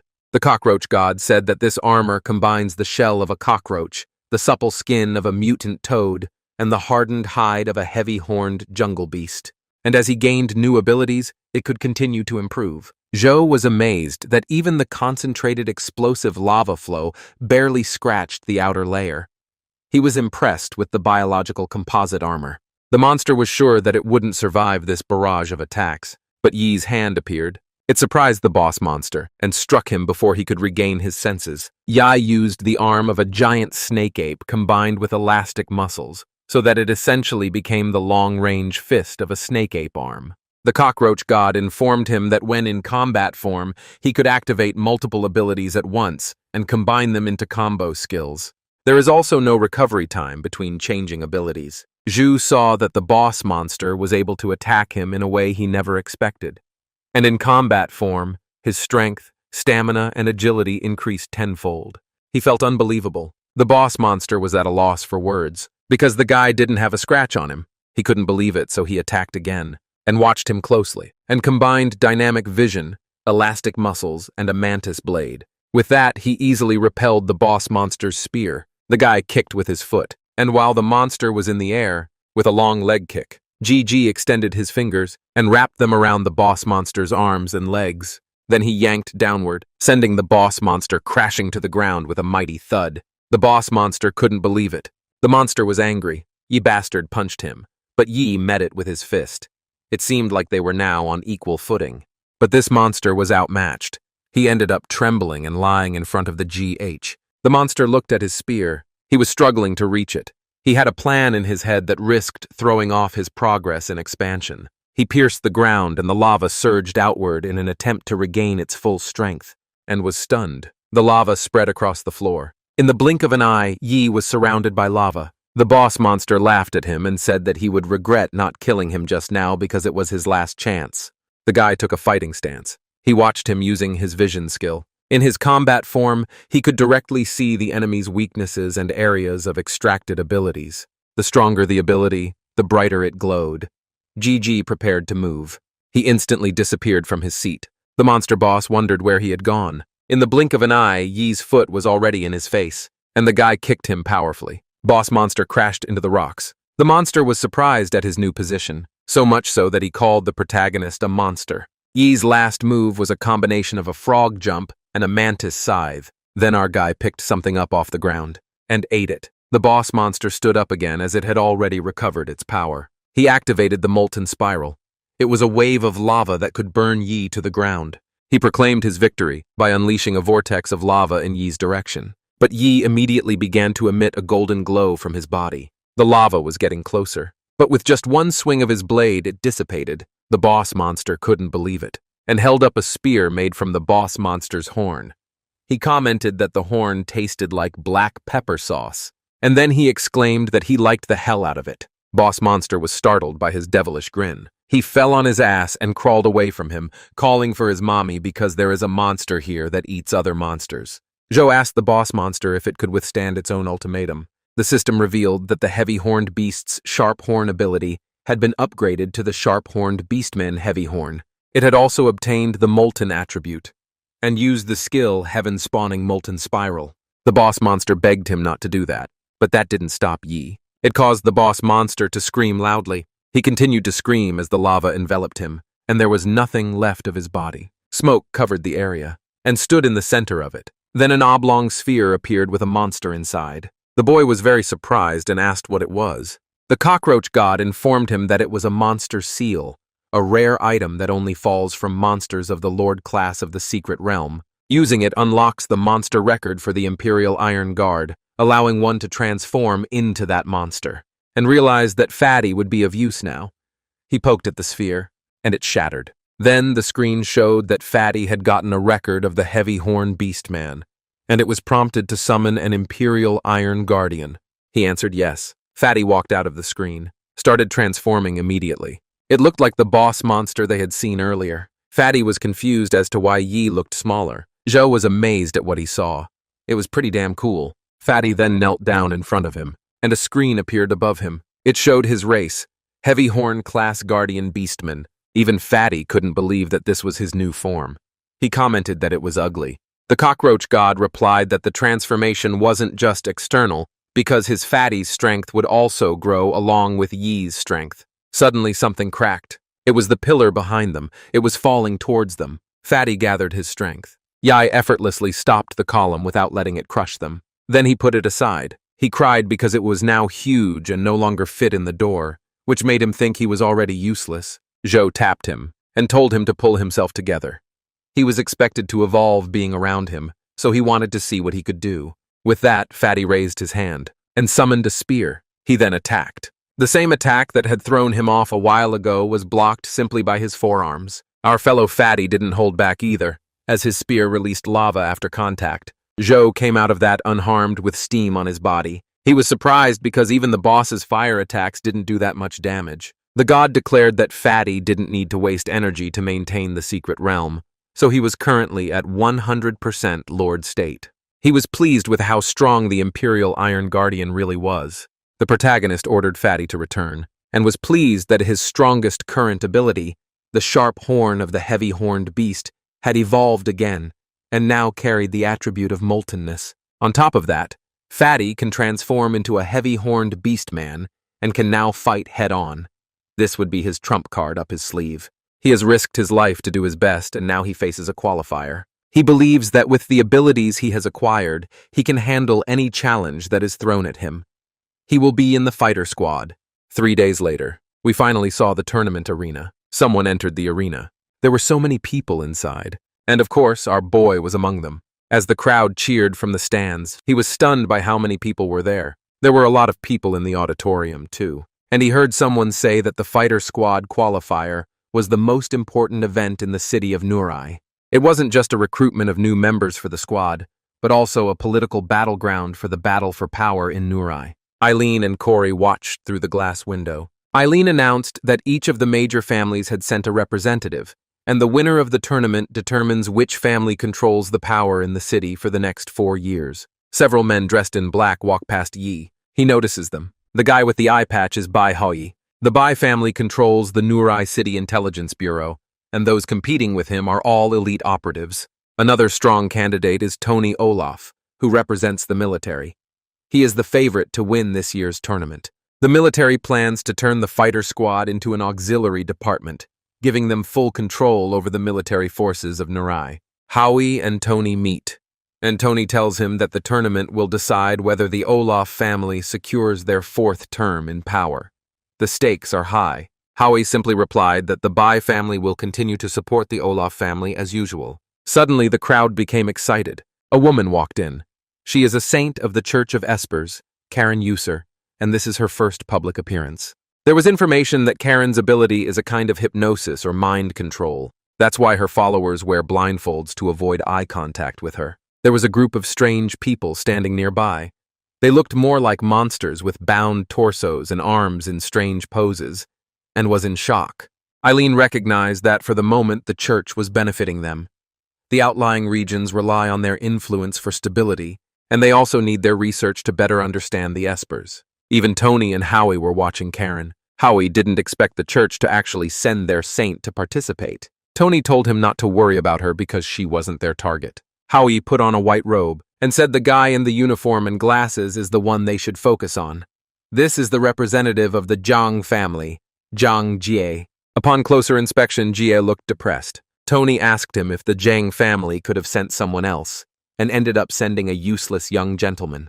There was a frightening aura emanating from him, and he offered Jie a deal. If he would withdraw now and surrender, they would keep their seat in the parliament. Ji replied that even if they were stripped of their seats, they would never become the hand dogs of the military. There will only be 3 major families left in Middle Aya City, said the military. Just by observing them from afar, Yi could tell that their relationship looked strained. Eileen said that the Zhang family ran the Research Institute of Esper Technology, and they were allies of the fighter squad. The guy next to her said that Jia is the weakest of the 4 warriors, and the military is going to take over the Zhang family's seat and expand their influence in the parliament. She told Yi through the microphone that the captain hoped he would place high in the tournament so that they would have a chance to protect the Zhang family. The guy replied that he would do his best. She then took out her earpiece and asked the commander if he really believed in Yi. Deep down, she knew that if the military gained full control of the parliament, they would be in trouble. The commander replied that he had saved Yao, coming back alive from the abyss. It just showed he had some skills. Fireworks were lit. The crowd cheered as they looked to the center of the arena, as vines crawled across the ground and a flower bloomed, revealing Haley Carmen. Haley introduced herself as the first-round examiner. She explained that the tournament consists of 3 rounds of evaluation. The first is called extreme climbing. It is followed by a mountain trail with 100 stone steps. Reaching just the 10th step is considered a pass, but judging from past results, 2/3 of the examinees will die on the climb. The examiners' jaws dropped open in shock. Haley assured them that Squad 10 would ensure their safety, but they were still advised to proceed with caution. She announced the first round of the exam, and it was starting right now. Many of the examinees hesitated. One man forced himself despite the frightening feeling. The guy ran to climb, saying there was nothing difficult about the climb. The others were inspired and followed him. They ran forward with some people standing behind them. Among those who took their time were Karen and Ji, as well as Hao Yu and Tony. He commented that they were a bunch of fools rushing forward when they didn't even know how they were going to die. Brave looked at the elite of the 4 families huddled together like trembling puppies. He declared that he would be the winner of this round. He continued to climb. Then his surroundings changed. It surprised him. They had been transported into the city. They were confused, but they were actually still there, on the steps, and they were acting like zombies. The guy was shocked and asked why they were so frozen. Haley knew the ordeal was more than just a physical climb. The 100 steps were built from the bones of a Ghost King-class monster. It was one of the strongest creatures ever defeated by mankind. Even as bones, it could trap anyone into an illusion, preventing them from reaching the top. And if they don't find a way out of the illusion soon, the examiners saw that they were being devoured by monsters, and so they met their imminent death on the steps. Haley announced that these examiners had been eliminated. She used the halo of resurrection on them. Guy was surprised that all these players were dead. Eileen put the earpiece back on and explained that each illusion had a different purpose, whether it's surviving the timer, reaching a location, or defeating a certain monster. Once he fulfills the condition, he can get out of the illusion. She won't be able to contact him, so he will have to rely on his own judgment. Tony tells his squad to remember their mission, to be the one to rise above the rest. Synchronously, they stepped onto the first step. Tony prepared himself. He was transported to the mountain of fire, and a timer appeared. The sun swirled, and it formed a dragon. The boy watched it completely calmly. He realized that the illusion was designed specifically to counter his abilities. But Tony took it lightly, as his task was simply to last 5 minutes. The squad was with him, and they proceeded with plan number 1. They let the water out of their hands. While the others acted as firefighters, Tony stood there with his hand raised. Then he snapped his fingers. A chunk of ice burst out of the ground and pierced the dragon, and it disappeared. The military team was able to continue. Eileen's ally became more alert as well. He commented that the military was really throwing everything they could to win this year. Eileen wondered how the commander was still so calm. He told her that she shouldn't be nervous yet, and then told them that the first 10 steps were only for screening out newcomers who weren't suitable for the fighter squad. So it's barely a warm-up for these elite candidates. But the higher they climb, the more difficult the illusions become. Eventually, they'll run out of subordinates to sacrifice, and that's when the real confrontation begins. He stated that to reach the top, they need someone who can overpower 100, very strong, or they need a mindset that calmly adapts to whatever is thrown at them. The spectators noticed that there was still someone in the starting area. They wondered if he had chickened out and given up. They talked about E, who stood with his eyes closed and tuned out, and then opened them with confidence, and he began to climb the stairs. The first illusion was created. He was slipping down an icy cliff and was falling inside the ice doctrine. He took out his spear, pointed it at the ice, and plunged it into the side of the cliff. Then he felt something. A bluebird with a big mouth appeared. He was in a desperate situation as he was on a frictionless cliff where it was impossible to stand up. And now the flying monster was attacking him from above. A system screen appeared, and he clicked on the attack, then on the poisonous sting, then the sticky tongue flick. He used the whole combo and got the sting whip. The guy absorbs the lightning from the bird and fended off the attack. The whip glowed blue as the attack hit the bird, severely injuring it, and it fell to the bottom of the cliff. GH found that very easy. He was able to keep climbing and thought about how these illusory monsters look intimidating. But their strength is on the level of the rank and file from the Silent Shadow jungle. He remembered the information from Eileen, which mentioned that at the peak, the monsters reach the Guardian class. The boy was confident that at his current level, he could handle them. He took another step, and then another. The illusion began again. This time it was a maze. Illusions built this way are always the most difficult, with completely unpredictable terrain. If one encountered an enemy that countered his powers, he would probably get stuck. But that didn't really bother our GH, as he used the lava spear ability to burn a large area. This cleared his path. And with that, he immediately saw a way out. The guy was confident, as his abilities could adapt to any environment. He carried straight ahead. The man next to him thought he was showing off because he started last on purpose, acting like the protagonist. He only had 2 steps to go, but the guy stepped again, and then ran forward. They were shocked. One person even commented that he was a beast. Another man begged Yi to take him too. It was the one who called Yi a show-off. The other 2, upon hearing this, cast a sharp glare at him. They took out their anger on him for saying that, and now they think they lost their chance to be dragged through. Corey commented that Yi was faster than he expected. At that speed, he could actually make it to the top. Eileen seemed troubled by this, because not too long ago she saw him as an ignorant, thick-skinned rookie. And now he was striving for something even the commander couldn't achieve. She remembered all the times he had shown himself to be very heroic, and now he was like a bright and pure ray of light under a clear sky. The scene changed. The 4 from the elite companies were up front. Haley announced that Haoyu had finished the course with a score of 38 steps. Karen had completed 35 steps, and the current highest score was 40 steps, and that was Tony. He looked over and saw that Gia was panting. He was frustrated and breathing heavily. His henchmen had already been eliminated. Now he was alone. He was depressed because he had only reached the 31st step, and he was still 9 short of their family's highest record. The boy wondered if this was how it would end. Just as suddenly he was approached. It was Tony who ordered him to bark like a dog 10 times and back down, and then their family could keep 1 seat in Parliament.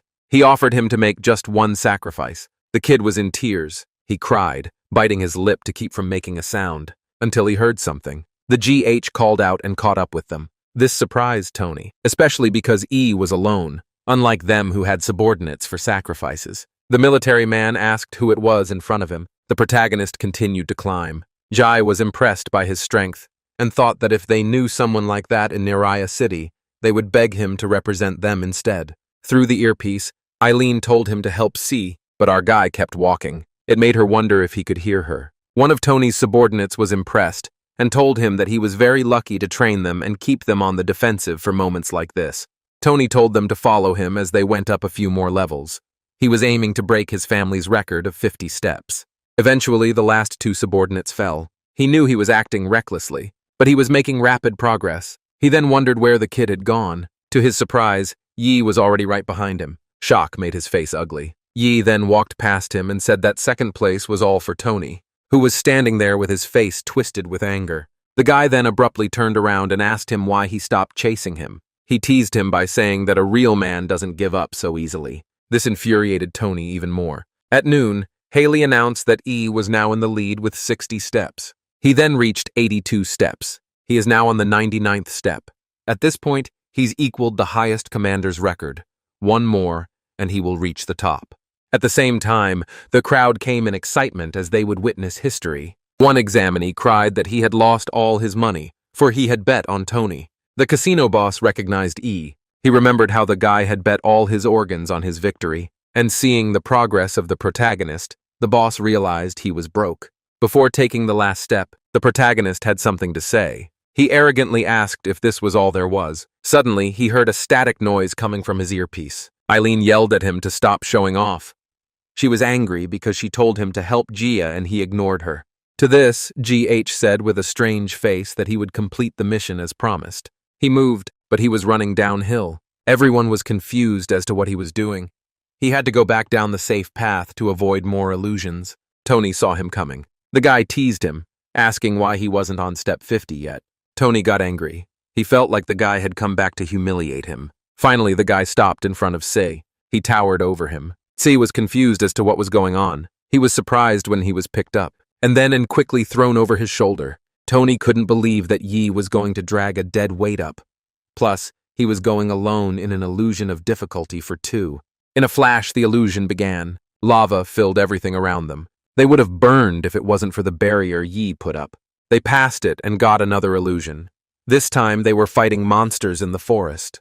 Gigi carried G as they flew by on a liana without touching the ground. The next illusion that followed was at sea. Sea monsters were trying to eat them. Yi turned into a bird and asked him to avoid being eaten. He thought to help in any way he could, just to avoid being a burden. But Yi reacts incredibly fast, so before he could adjust to the dizziness of entering the illusion, he was already on the move. And that's when he realized that the best thing he could do was to shut up and hold himself up, as befitting an accessory to be useful to him.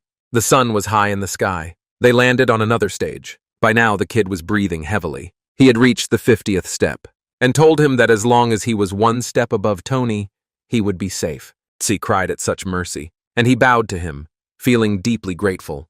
He told him that he was the Zhang family's benefactor from now on. Tony shouted at him. GH noticed his rage. Tony asked Yi if he even realized what he was doing. He asked him if he really wanted to ruin the Olaf family's 4-year plan. He tried to threaten him that if he contacted the Olaf family, he'd be finished.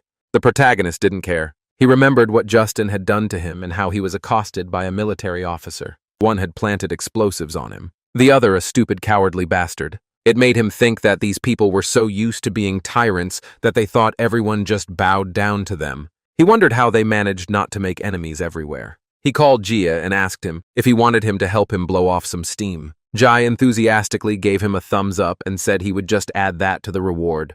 And immediately he moved. Tony was shocked.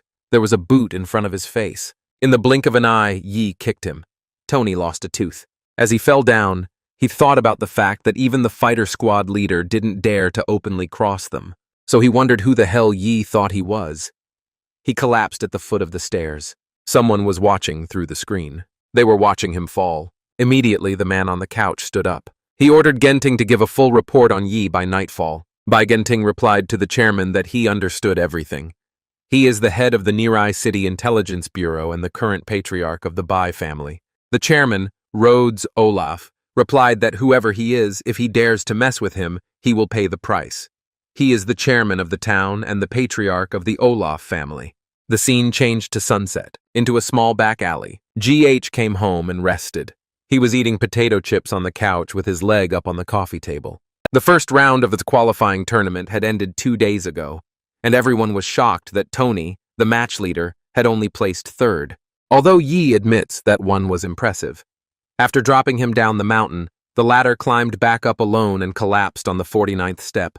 Before the match began, Yi bet all the magic crystals he had brought from the abyss, plus his organs, and won big at odds of 1,000 to 1. The casino boss thanked him for sparing his life. That casino boss had to sell everything he had to pay him the promised 50 gold coins. In that world, 1 gold coin was worth like 100,000 yuan before the disaster. According to Eileen, 50 gold coins is roughly what she earns in an entire year of monster hunting. That meant Yi had made a fortune. As for the reward for helping the young master of the Zhang family, his deep thoughts were interrupted when someone broke through the door. He was surprised. Eileen kicked his door with her foot. He immediately stood up and greeted her. She couldn't believe that he gave up the Zhang family's 3-story villa to stay in a run-down apartment.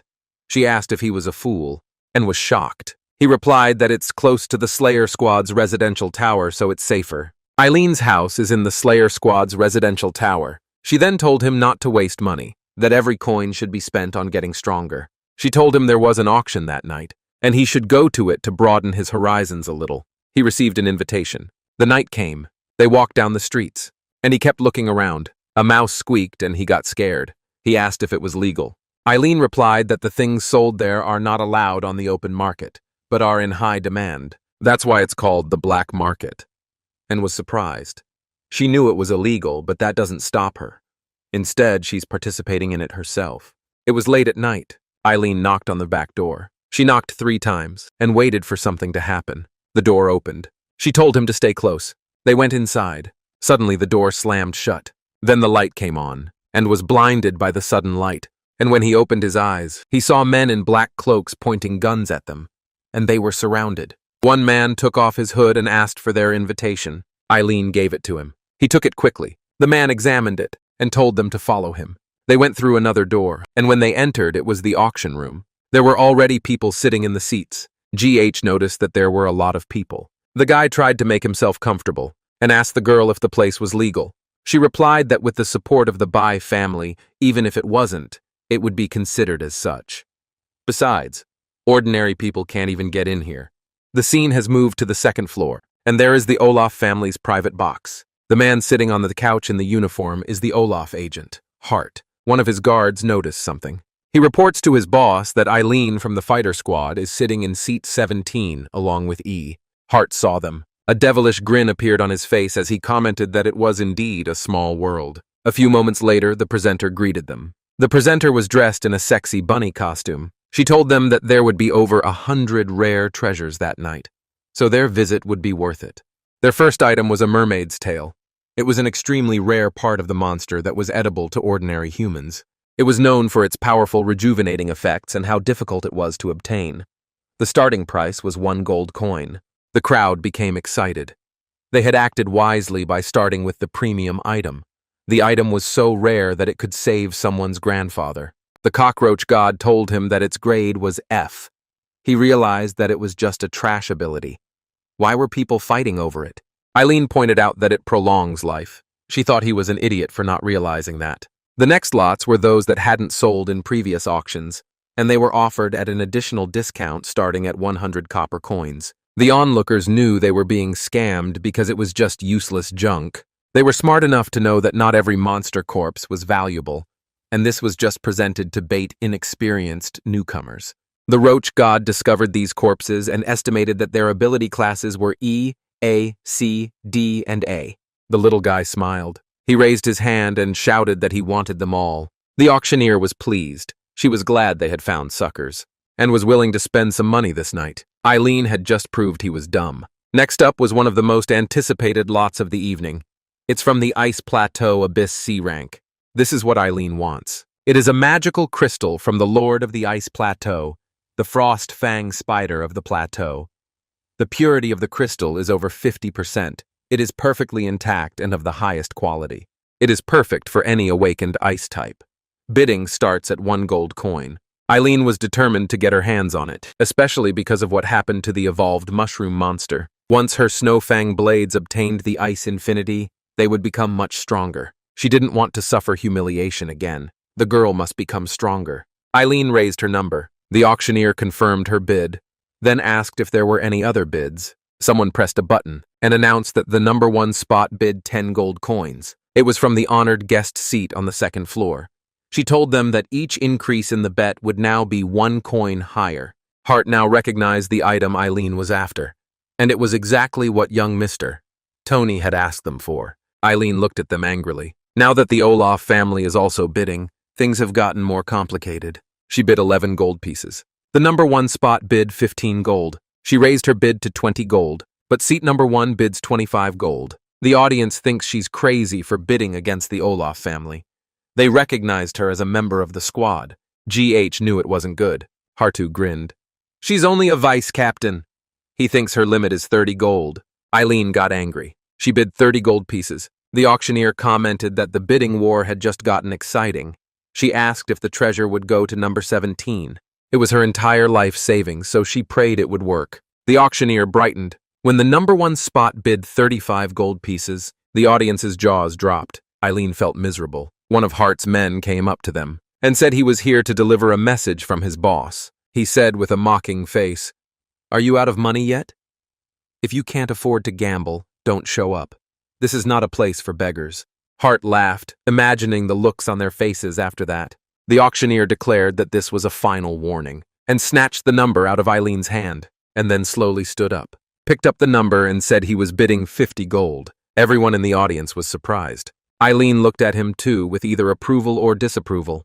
Hart found this interesting. He said that in all his years as Agent Olaf, he'd never seen anyone dare to outbid them until the end. The bid continued to rise. Now the number one spot was betting 80 gold pieces. The auctioneer was simply shocked. She could already feel this huge sum in her hands. Joe smiled. Then he put his finger up and offered 90 gold pieces. Eileen told him that they couldn't go any higher, and planned it well since they had 80 gold. The villa was worth at least 20 gold, so he knew they could go on. He told her not to panic and to focus on getting the item. If it came to that, he would talk to Gia. At this moment, Gia stood behind him and replied that he was right because it was only a few gold coins, and told them not to worry because no matter how much they lacked, he would cover the difference. The girl was shocked.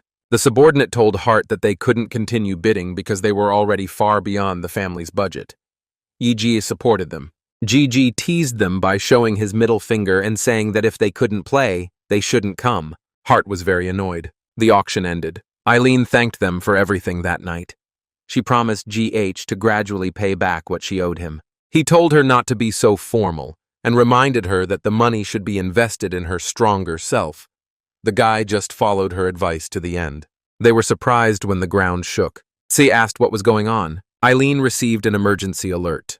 All members of the fighter squad to report to respond to a level A disaster. The narration stepped back a couple minutes. To the science fortress. There were so many birds flying outside the walls. A large monster appeared out of the ground. It looked like a giant worm, except it had a big mouth with sharp teeth. When its foot touched the ground, it released a powerful energy, and it continued to build up, to the point where the ground trembled, and G asked what was going on. At this time, Eileen received a summons. She was then ordered to gather patrol teams and escort the citizens to the nearest shelters. She was about to say something to the two men, but Yi interrupted her, saying that she didn't need to say anything more because in times like these, every unit counts. G was ready as well. She told them to follow her, and they ran. Some parts of the city were on fire. They could barely make it to the nearest shelter. The civilians were fleeing. They panicked and jostled, running for cover. A loud roar made them stop for a second. The woman pointed to the sky. Giant bugs were flying there, and they landed on the ground. They crushed some people. Seeing this, the people were seized with fear. They ran as fast as they could. A little girl stood there crying and screaming, "Mommy." Suddenly, someone's hand reached out to her. Luckily, her mother found her. Big objects fell from the sky and exploded on the ground like bombs. They were monsters that looked like spiders, but with sharp shells, and they squeaked like mice. They attacked immediately. The man bled as they ate him. They attacked one by one. The mother hugged her child and ran, but the monster blocked her path. She froze as she saw it attacking. The girl just closed her eyes and cradled her child. Luckily, Yi arrived in time. He batted the insect away right above their heads. She saw that the creature had been cut in half, and it was Zhou Yi who had done it. He spread the flame through his hands and channeled it through his spear, which destroyed the monster. The woman behind was at a loss for words. She thanked her savior and her daughter's savior. GH turned around and noticed the commotion behind. Eileen grabbed two men by the collars at the same time. The guy recognized that these were the same guys that showed up with Tony. He couldn't believe that these awakened men were standing by, while civilians were being slaughtered by monsters, and then disguised themselves as regular people to run for cover. Eileen introduced herself to them and told them that she was immediately calling them both into the reserve force to defend the city. The guy told her to take all his money and not to risk his life. He asked how they would pay him if he was injured. The other defended himself by saying it was a squad matter and had nothing to do with them. The brown-haired man then told E that since he liked to show off so much, he hoped the monsters would kill the tough guy of the year. Then he walked away. Eileen immediately released her web and wrapped it around the man, knocking him to the ground. The guy asked what she was doing. She stepped on his cheek. She emphasized that this was a summoning, not a negotiation. She ordered them to get them out of here as fast as possible and back in, and then treat them as deserters. The man yelled no because he's an Olympic athlete and not even in the fighter squad. He yelled that she couldn't do that, and pointed out that the city was crawling with monsters and he was still sucking up to 4 families. That made him unworthy of joining the squad. Eileen was ordered to help at the Scarlet Gate. There was a loud explosion at the Scarlet Gate. which they also saw live. She called E to come with her, and the guy agreed. They went on a motorcycle, and when they got to the gate, there was another explosion. The monsters were making their way inside. She told them they didn't have time to wait for reinforcements, so they were going inside. The girl stopped the bike and they got off. Then she used her web to get through the door, holding on to E while pulling herself up to the top of the building. She reached the top of the wall and saw several corpses of both humans and monsters. I was upset that they were too late. He saw the monsters on the other side of the wall and wondered if it was just the two of them alone to destroy them all. She then decided to take another look around and abruptly spotted a cannon. She told him that if the cannon still worked, they could hold the line. The girl then ordered Gigi to hold back the monsters for 2 minutes while she cranked up the cannon. Several giant insect-like monsters flew towards them. Gigi was confused that he was now the only one here, and for 2 minutes. He had no choice but to hold his defenses. He used the roach scythe and instantly defeated a bunch of monsters. He saw a creeping monster creeping past him. He used a sticky tongue, wrapped it around the monster, and threw it as far away from the battlefield as possible. He shouted that none of them would get past him. Suddenly, the large monster roared. It caught his attention. In the blink of an eye, the monster was already clawing at him. The boy summoned his spear and sliced it in half. The boy was already panting from the difficulty of the situation, but another monster was already towering over him. He admitted to himself that he now understood why those two didn't dare to enter the battlefield. One wrong move against these creatures would mean death. He checked the corpse of the man beside him. The man's skin had melted away and his muscles and teeth were visible. The guy looked even more determined now. He faced the monster and jumped to dodge its attack, and then stabbed it from above. He thought that fear should not be used as an excuse to run away, and then he took and ripped a piece of the monster's flesh out with his hands and ate it. He had gained the ability of the dragon claw grasp. His hands transformed. The monsters stepped on more, and he slashed the monsters that were attacking him. Suddenly, there was a quick attack in front of him.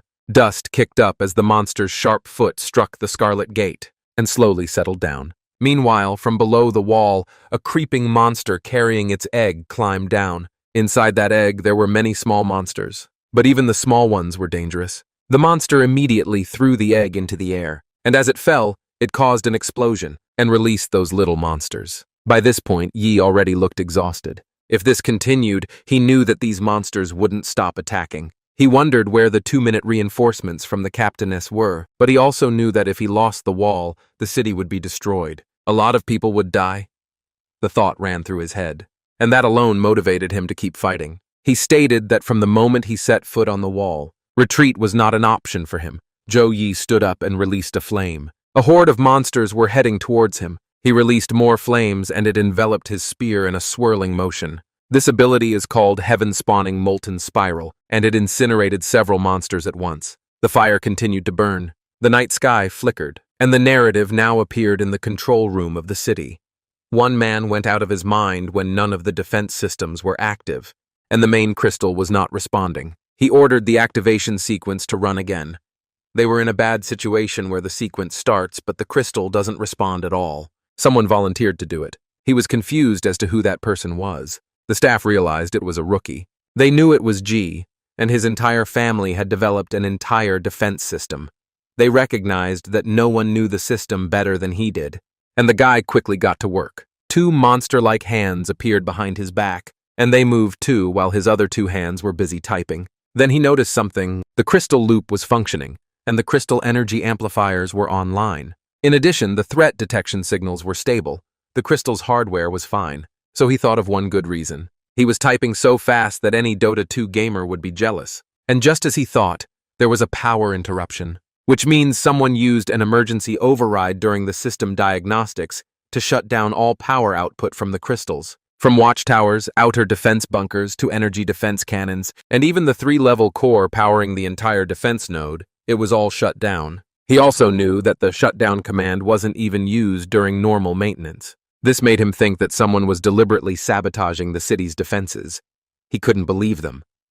Are they really surrendering the city to monsters? He ordered the city's internal defense systems to be rebooted, and continued typing on the keyboard. The crystal started emitting energy. The cannons lit up, and they started firing at the flying monsters. He saw that the systems were back online, and the whole crowd was happy about it. G was still focused on his work. The fellow scientist was watching people being rescued. He was glad that the squad was doing disaster drills so often. The church handled evacuation and medical support on the ground. The intelligence bureau kept order inside the city. They told civilians where to go and where the bunkers were. And the military had originally planned to leave the fighter squad alone, to wear them down during the monster invasion, to the point where the entire city was on the verge of collapse. Therefore, they were forced to intervene. Jai thought that if they had mobilized earlier, even with the sabotaged system, the damage wouldn't have been so great. He knew that this wasn't the end. Even if they rebooted the defense system, the remaining functional turrets still had to hold the defenses at all costs. He realized that the wall could not fall. If they lost it, the city would disappear. Meanwhile, Yi was already breathing heavily. The guy could barely stand. He had already killed tons of monsters, but many of them were still coming. After that last molten spiral, he wouldn't be able to fire another one for a while. He loudly asked Eileen if she had finished yet.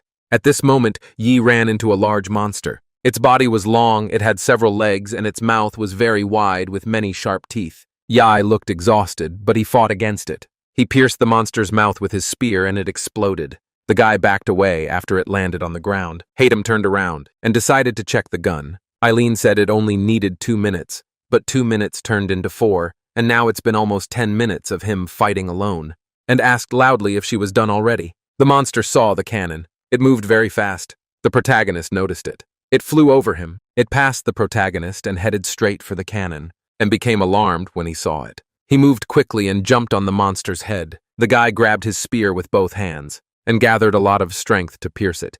But while he stopped one, the other monster kept moving. He couldn't stop it. Fortunately, the cannon fired, and immediately destroyed the thing in front of him. At this point, the GH stood up and asked if it was over. Eileen got out of the control center, and replied that it took longer, but the crystal was restored. The cannons continued to fire. Several monsters were hit at the same time. Several men in heavy boots came in. GH saw them, reinforcements. Eileen was glad they were finally in position. She ordered them that the turrets on the wall would be working again soon, but until then they should hold their defenses at all costs.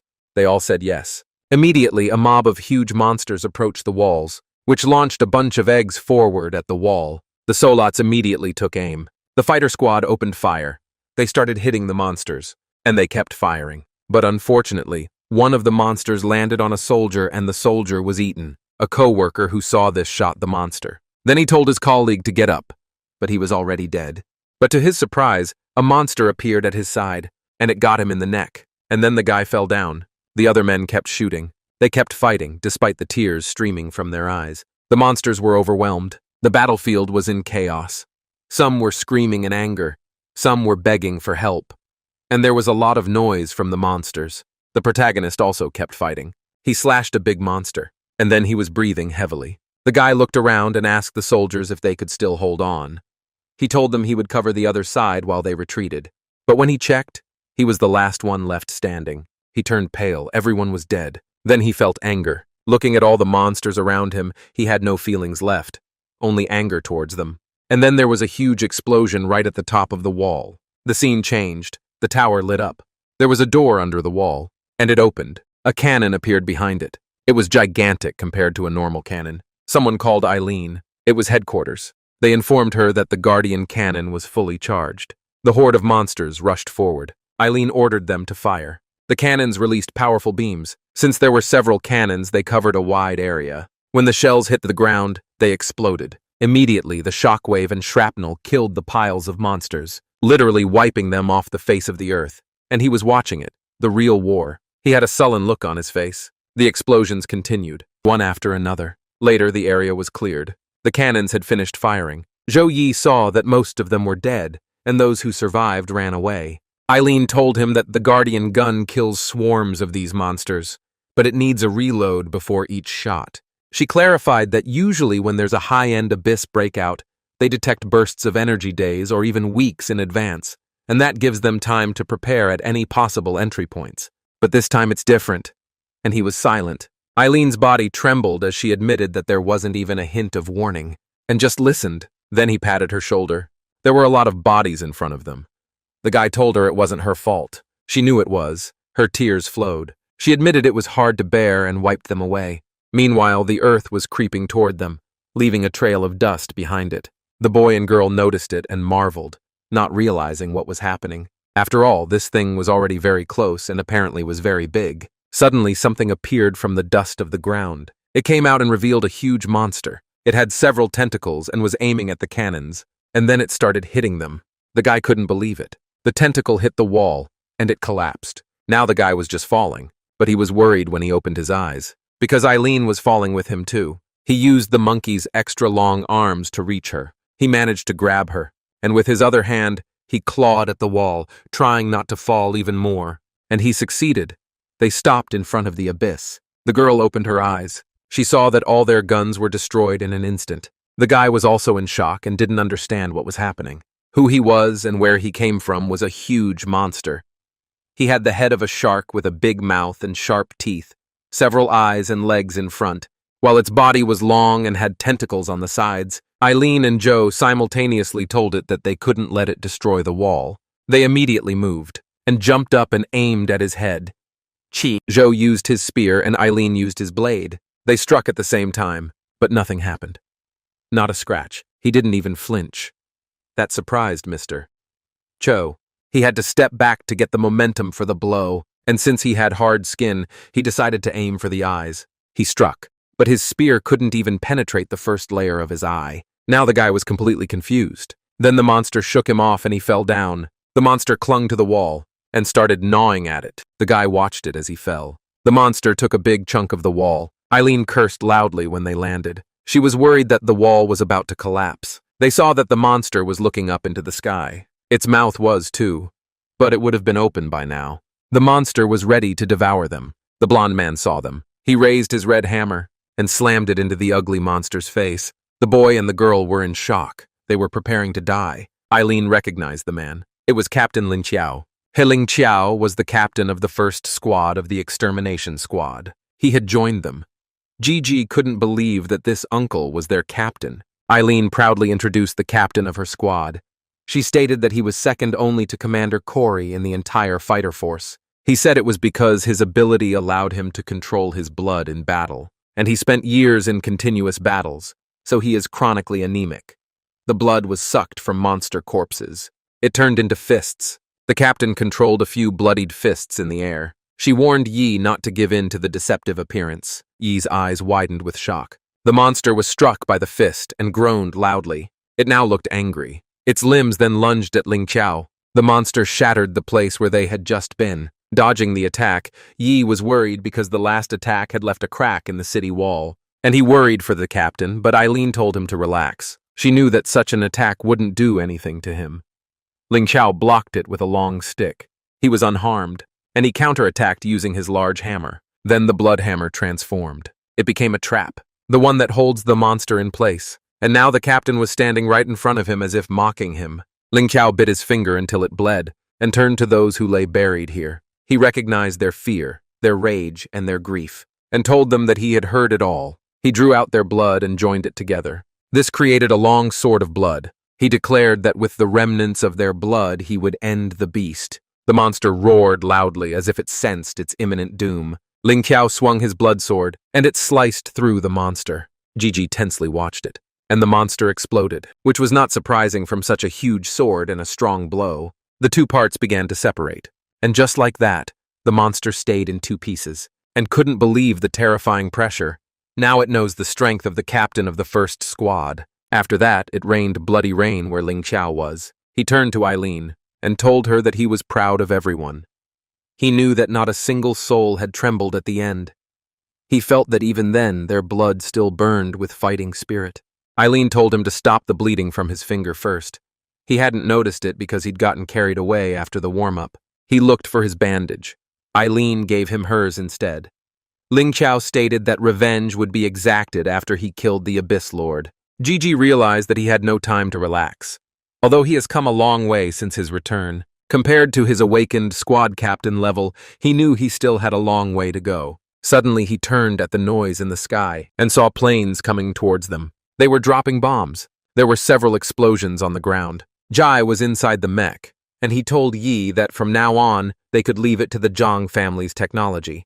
He told him that the entire defense system of Nirai City was built on their technology, and by dawn, the repair drones would have the walls back in working order. and he was impressed. He said that compared to this kind of technology, the old outpost seemed like a primitive village. It was understandable why everyone wanted to move to Nirai City. Ling Qiao told Yi that the commander wanted him and Yi to report to the High Council. He added that this includes Jia. I replied that the wall won't be fixed soon, and if they all leave and the monsters come back, Ling Qiao informed him that he was staying. He wished the monsters would come because he could use a warm-up. They obeyed the order. In the Parliament building of Nirai City, Yi, Eileen, and Jia stood in front of the tall screens. Ji reported on what had happened. Then Yi and Eileen also completed their report. Rhodes looked at them angrily. Jun Seiwei, the president of the Jun Group and the head of the Jun family, said that the main reason for the breach in Nirai City during the invasion from the Abyss was the deliberate sabotage of the main power system, which prevented the timely activation of all 3 levels of defense. He added that Eileen's report confirmed that the city's defenses were working normally once power was restored. He suggested that the council launch an investigation. Bai Genting, head of the Bai family and director of intelligence, replied that the intelligence department had more urgent business to discuss. Seiwei objected, saying that Genting realized they couldn't blame it on them, so they were just sweeping it under the rug. The woman told them to stop. It was Taijia Yusur, the head of the Yusur family and the high priestess of the Church of Espers. She told them that the top priority was to deal with the sudden appearance of the Class A Abyss. The girl asked Commander Corey when the Abyss Suppression Squad would be deployed. Corey replied that the fighter squad and elite fighters from each faction had already been assembled, but there was an incident. He received a message right before the meeting. He showed them a video of a monster similar to the one Ling Qiao defeated, coiling a truck with its tentacles. The man in the video was asking for help. He told them that Object 12 had been invaded by monsters. Eileen explained that it is the most top-secret facility of the Zhang family. Sister Jia is the head of it. Even she doesn't have the clearance to know what they are researching there. Ji was very worried about his sister, and was surprised to learn that something so important was not inside the city. Eileen replied that it was supposed to be, but the council had rejected the plan. The security risks of the advanced technology had forced them to move it outside the city walls. Zhao realized that it was a deliberate setup. Qi asked if they'd been evacuated and if his sister was okay. Corey admitted that there had been no warning signals, and almost everyone at the facility was still locked inside. He planned to postpone the deployment and send Ling Qiao to lead a rescue mission to Object 12 first. Taijia objected. She said that the church can sense the energy inside the abyss, and it's growing. So if they don't destroy the Overlord soon, things could get out of control. Corey decides to let Captain Pharaoh from Squad 2 handle the rescue, and the suppression squad will proceed on schedule. Genting expressed that it wouldn't work, because the current squad didn't meet the minimum requirement of 10 rank 1 awakened needed to raid the Class A Abyss. And even if the commander personally leads them, every rank 1 awakened at the squad level is needed to destroy an Abyss Lord at first strike. Seiwei flared up and accused him of forcing him to move Object 12 outside the city. He asked if he was just going to sit back and let them die. Rhodes Olaf replied that the top priority was to destroy the Lord of the Abyss, and the longer they delayed, the more in danger the city would be. He concluded that the suppression squad would proceed as planned. In his mind, he thought that Seiwei was a useless fool for refusing to merge with the Olaf family earlier, and now he expected support. Corey knew that Rhodes gave a noble speech, but in reality, he just wanted to crush the Zhang family. He realized that they were up to something. Zhou Yi said that he now realized everything. None of them were planning to help. He had caught the attention of all the heads, even the most evil ones, and some were proud of him. Now Zhou Yi said that he would go by himself. Just then, the scene changed to a night landscape and a building. There was some kind of helicopter flying in the sky. It was moving towards the rift from which a red aura was coming out, and it was spreading around quite quickly and successfully. Inside the helicopter, Guy learned that all the fighters of the fighter squad had been mobilized to suppress the abyss. The order sounded harsh. Zhou Yi must personally lead the rescue squad without support. The Supreme Defense Council categorically rejected the rescue operation. Every single fighter of the fighter squad was required to join the abyss suppression team. The man then declared his informal status and volunteered for the rescue of Object 12. Captain Corey had gone against the council's wishes by secretly leading them past the ground monsters. That was already a big help. The rest of his team members also acted as volunteers. Junjae was here because he was greatly worried about his sister's safety. The two previously doubted competitors and Lu Yao, who was familiar from training in the abyss, joined them. Zhou Yi warned the team about the disparate danger of the mission with Minhai's defense. The message from the GG was interrupted. The fighters pledged their loyalty with glee. Lu reminded Guy of her saved life and unspoken gratitude. The plane was approaching the drop point. The team was ordered to prepare for landing. The man briefly thanked her for her trust and gave the order to begin the operation. And as the plane landed, everyone was already definitely ready to begin the mission. The door began to slowly open, and as soon as it opened, an armored military vehicle came out of the plane's hull. In the front sat the protagonist and looked at the departing helicopter. Then he turned to his passenger who was saying something about benefactors. It was Jay. He said that right before the flight. His father had shared his regret of weakness and acknowledged Guy's help. Junjae swore the family's eternal gratitude for GG saving them both. Guy turned to Jay and said he understood the feelings of those trapped in the facility. Someone has to rescue them. Guy explained the motive. Inaction would lead to regret. He wished to remain himself. Zhou Yi asked to stop calling him benefactor, emphasizing the slight age difference. The night grew deeper and deeper. Somewhere, a flame was breaking out. They were entering a city that was in chaos. As soon as the scientists stopped the car, everyone began to get out quickly. The man noted the signs of the monster's attack, comparing the destruction to Minhaj. The guy realized with dismay that they might have been too late in arriving on the scene. Just as suddenly, moaning began to be heard from under the rubble. The group was greatly surprised.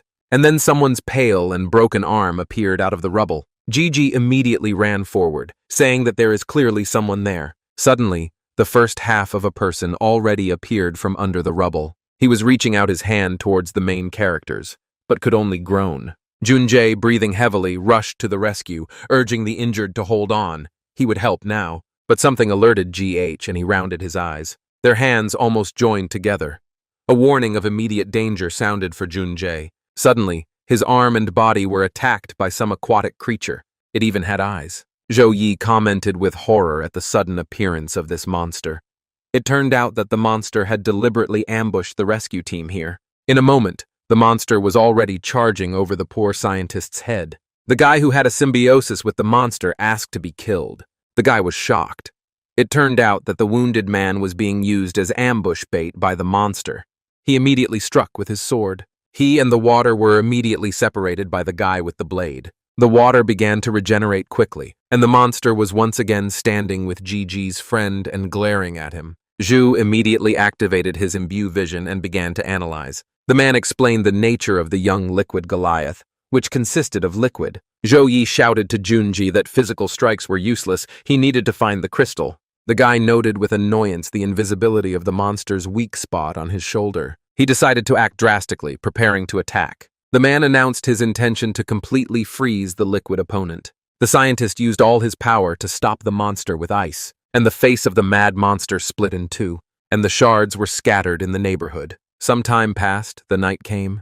Junjae touched the corpse and was horrified to recognize his recent colleague as the dead man. The boy remembered the casualties on the outpost's food retrieval teams.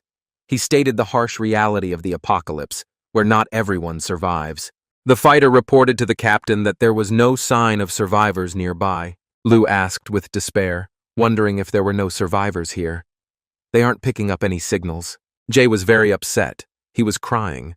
But suddenly he remembered something. The man turned around and started shouting that the main part of the facility was protected underground. Junjae expressed alarm for the fate of his sister and other staff members.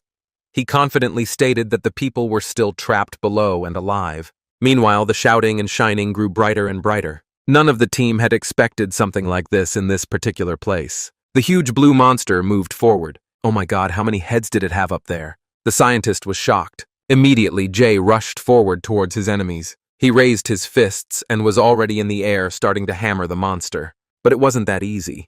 His armor on his fists was quickly melting, and the monster kept encompassing them around, and was already acting very brazenly. Suddenly, Lu intervened and sent her electric charges forward. The monster didn't waste any time either and moved towards them, but masterfully flew and absorbed, and now even more surrounded the heroes. Then already they were encompassed on all sides by some red tail, and squeezed very tightly, lifting them from the ground. Zhu in his new armor watched in shock. It was his red fingers. Gigi pulled on them, and now his friends escaped death from the tentacle, and the bespectacled man sat on his knees, knowing he was surrounded and doomed. He sat there almost crying and thinking about his sister. Suddenly, there were messages on his phone, someone desperately trying to reach him from underground. Now the guy was glad because he recognized that voice. It was his sister's voice. Junjae called out to his sister hopefully, looking at the screen of the phone. Someone on the screen was watching the guy being surrounded by a water monster. It was a group of scientists who had access to all the cameras in the research center. Among them was his sister Junyi, who demanded attention, communicating an urgent plan of action. First, he needed to distract the monsters.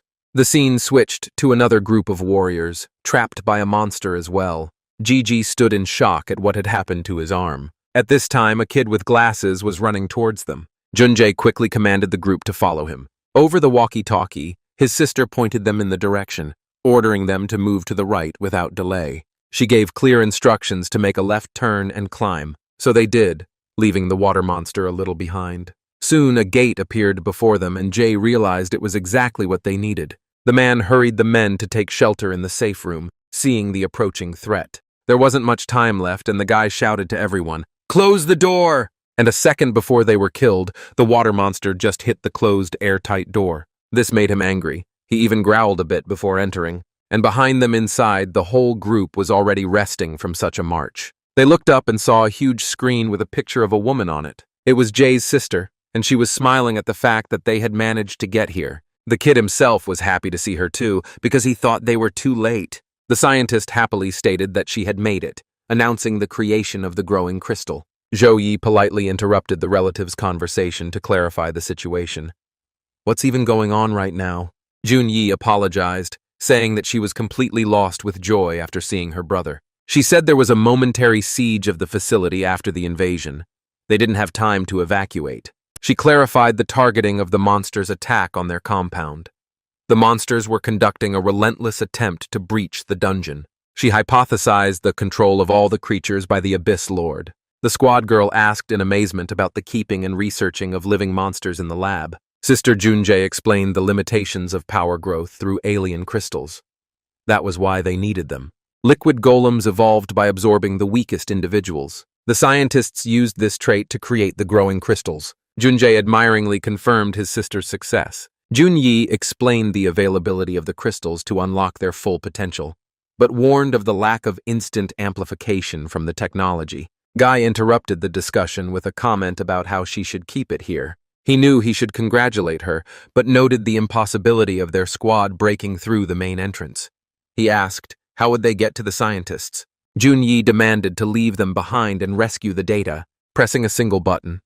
The girl suggested a path to the database to evacuate the research. She showed a schematic of the complex and declared the facility lost to further operation. The sister emphasized the priority of crystal technology over lives. Junjae flatly rejected the suggestion to leave the group and watch them die. Junyi started shouting that nothing was more important than growing crystals. But upon hearing the firm rejection, she was surprised. The protagonist told her that as long as she had a better plan, he would go storm the facility himself. Junyi wasn't too happy about that. She then suggested using the sealed transportation tunnels. They could evacuate on them, but she specified total destruction of the control center and no power on the rails. They needed to do two things: restore power on the surface and open the manhwa gates. She warned of the noise from the gate, which would attract all the monsters to the one who opened it, and the general mortal danger. The boy insisted on advancing to the rail system together. The man divided the tasks like this. Junjae takes care of the power, he takes care of the gate. After a while, they were already at the feeding station. The two boys were shocked by all this stuff. It really did look complicated. The guy gave clear instructions to the two fighters to synchronize their actions. He explained the procedure for simultaneous activation when the light signal appeared. The fighters confirmed their readiness to fulfill the captain's orders, and Jay tapped into the system. His sister and the group were in contact with him. He reported a successful connection to the control system. In 10 minutes, the light would be on. The guy requested the status from the gate group, which was advancing through the complex with great speed. Finally, the target appeared in front of them. Zhou Yi confirmed the arrival at the main gate of the complex. He guaranteed readiness until power was restored. Jay indicated a 30-second window of opportunity to open the gate. The man emphasized the criticality of opening the gate in time for traffic. The guy ordered them to move as quickly as possible. At this time, the sister gave the order to evacuate the research materials urgently. All the scientists ran around and gathered documents. One of them additionally demanded a copy of the final experimental video. The assistant reported loading all the injured into the transport car. Over the comms, Junyi confirmed full readiness at her position. Sis gave the command to board the transport immediately. Anything they didn't have time to collect stays here. Feet stomped even louder and more frequently. She was hustling the last of the scientists. Jay began counting down the last 10 seconds and requested confirmation of boarding. Zhou Yi reported that the gate was ready. The transport car took the starting position for evacuation. Zhengsha gave the starting report, and 3 seconds later, the power was turned on. The lights really came on everywhere, blinding the remaining people. And even the transportation lights came on. The nurse joyfully announced that the power supply to the underground station had been completely restored. But one of the scientists looked questioningly at the window, and then he saw something that horrified him. The monster had already made its way inside and was ready to attack them. This time it was ready to complete its task. Junyi ordered everyone to hold tightly inside the wagon. She pressed the button, and the train simply roared out of the way, quickly moving away from the water monster, who tried to whip them with water for the last time. But the door in front of them was open, and the train sped through it at breakneck speed. But the monster wasn't going to back down and flew in after them, clinging to the train and starting the corrosion process. The scientist from the window saw this and demanded maximum acceleration from the vehicle. The monsters rapidly shortened the distance to the fugitives. The pilot confirmed the operation of the engines at maximum power. And now the jaws of the water bastards opened, and they were ready to devour the scientists. As suddenly fire and explosions erupted in front of the water. The guy looked at this and was shocked, because now even the cannons in the compound were now helping them get away from this monster. They were firing aptly and without stopping, all thanks to Junjie standing next to them, who remotely activated the defensive turrets. Everyone in the carriage exhaled as they were safe for a while longer, and the sister sat in the onboard computer, adjusting something. Suddenly an error popped up. The system didn't register the opening signal of the main gate. The sister was shocked.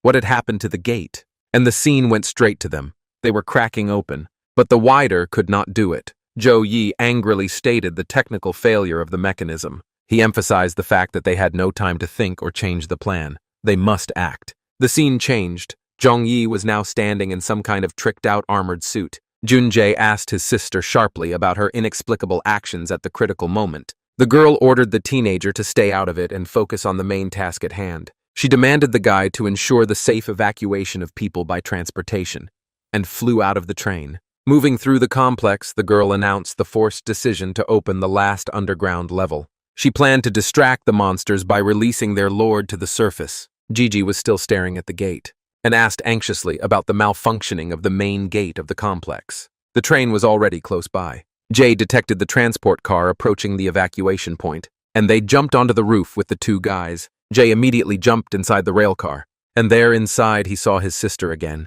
There were tears of happiness on his face. He was relieved to note the group's successful exit from the tunnel. The sister demanded to stop talking from behind the unopened gate, and the scene shifted back to them. Lu diagnosed a critical failure of the hydraulic system. Guy proposed an emergency plan to leave the transport when the operation failed. His sister abruptly turned him down and warned of imminent death from monsters if the wagon was abandoned. She emphasized the vital importance of transportation to return to the city. At this time, the protagonist stood in the gate and tried to push it open. He had already activated his giant monkey arms and began to push even harder, realizing that many people's lives depended on it. Lu relayed the captain's decision to physically open the gate with the force. The bearded scientist asked incredulously about this plan. He recalled the 4 10,000-ton hydraulic presses to move the gates. Zhou Yi himself thought that his efforts were futile. The guy couldn't move the gate even with his snake monkey arm activated. He decided to radically transform his body into an opening mechanism. Claws made of reinforced bones showed on his hands. The man activated the sticky tongue ability to create extra force. He explained the use of the tongue to apply tension to open the gate. The guy then activated the poisonous spider sting to secure his legs. He described the sting's function as an anchor against kickback. The captain activated elastic muscles to concentrate his strength and hooked his arms around the gate, exerting even more force. He was at his limit. The system warned of critical muscle tears and the start of repairs. The girl was shocked. He gathered all the strength through the elastic muscles in a final attempt and ordered it to move. The boy desperately demanded movement from the unyielding gate, and the gate began to open, confirming the success of the crazy plan. The girl next to him was in shock. The scholars opened their mouths as well. Junjae and his sister watched in amazement as the strategy worked. The captain requested 3 extra minutes for completion. Then he thought and reduced the required time to 2 minutes. A trickle of water monster parts were already sliding down the wall, and then they rushed forward and grabbed Gigi by the arm at such an inopportune moment. Guy cursed the monsters that appeared at the critical moment. He reported his inability to distract himself and asked for support. Jay immediately asked him, could he hold on a little longer? Just as suddenly, someone behind him flicked his hazmat suit. The scene changed to the gate once again. It was as if the monster had become even more aggressive. All the nearby monsters started moving towards the group's position. Lu anxiously noted the critical number of approaching enemies. She and Zhou Yi were now separated by a huge slug. Sister Jay informed Zhou Yi of the plan to release the monster lord to distract them. She asked to speed up the opening of the gate before the train arrived. Gigi was already face to face with that water bastard, and the monster swallowed his head. The scene shifted to the train car, which was being carried at an incredible speed. The attendant pointed out a visible gate ahead to Junjae. He stated reaching the gate while making it impossible for the train to stop. The transport was moving at half power with no reserve for braking. The fighter warned that it was impossible to reduce speed further. Everything in the carriage was shaking. Scientists recorded the appearance of monsters over the transportation tunnel. It was right on top of the train. Zhu realized that emergency acceleration was their only chance to save themselves, and without a second thought, he pressed the button. The train car immediately pulled away from the monster. The people inside watched it through the windows, and they saw it moving away very little.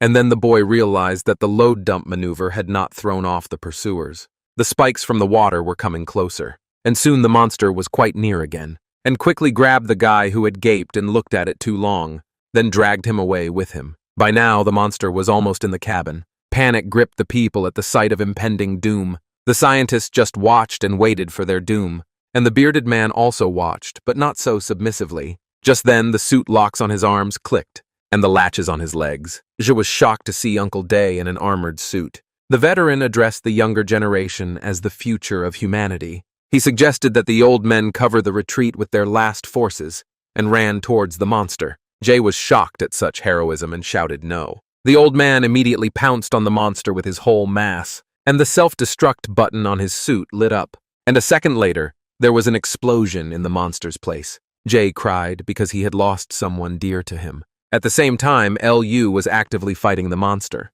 which kept choking Gigi and prevented him from opening the gate. Sad Jay cursed loudly, lowering his head and sobbing even more. Then something very violent rumbled. Everyone immediately had to cover their ears in order not to lose their hearing. The partner was in shock and didn't understand what was going on. Jay was completely shocked and pointed forward, because now all the monsters had now turned around and headed towards the main building of the complex. Now was not the time to fight monsters outside the train.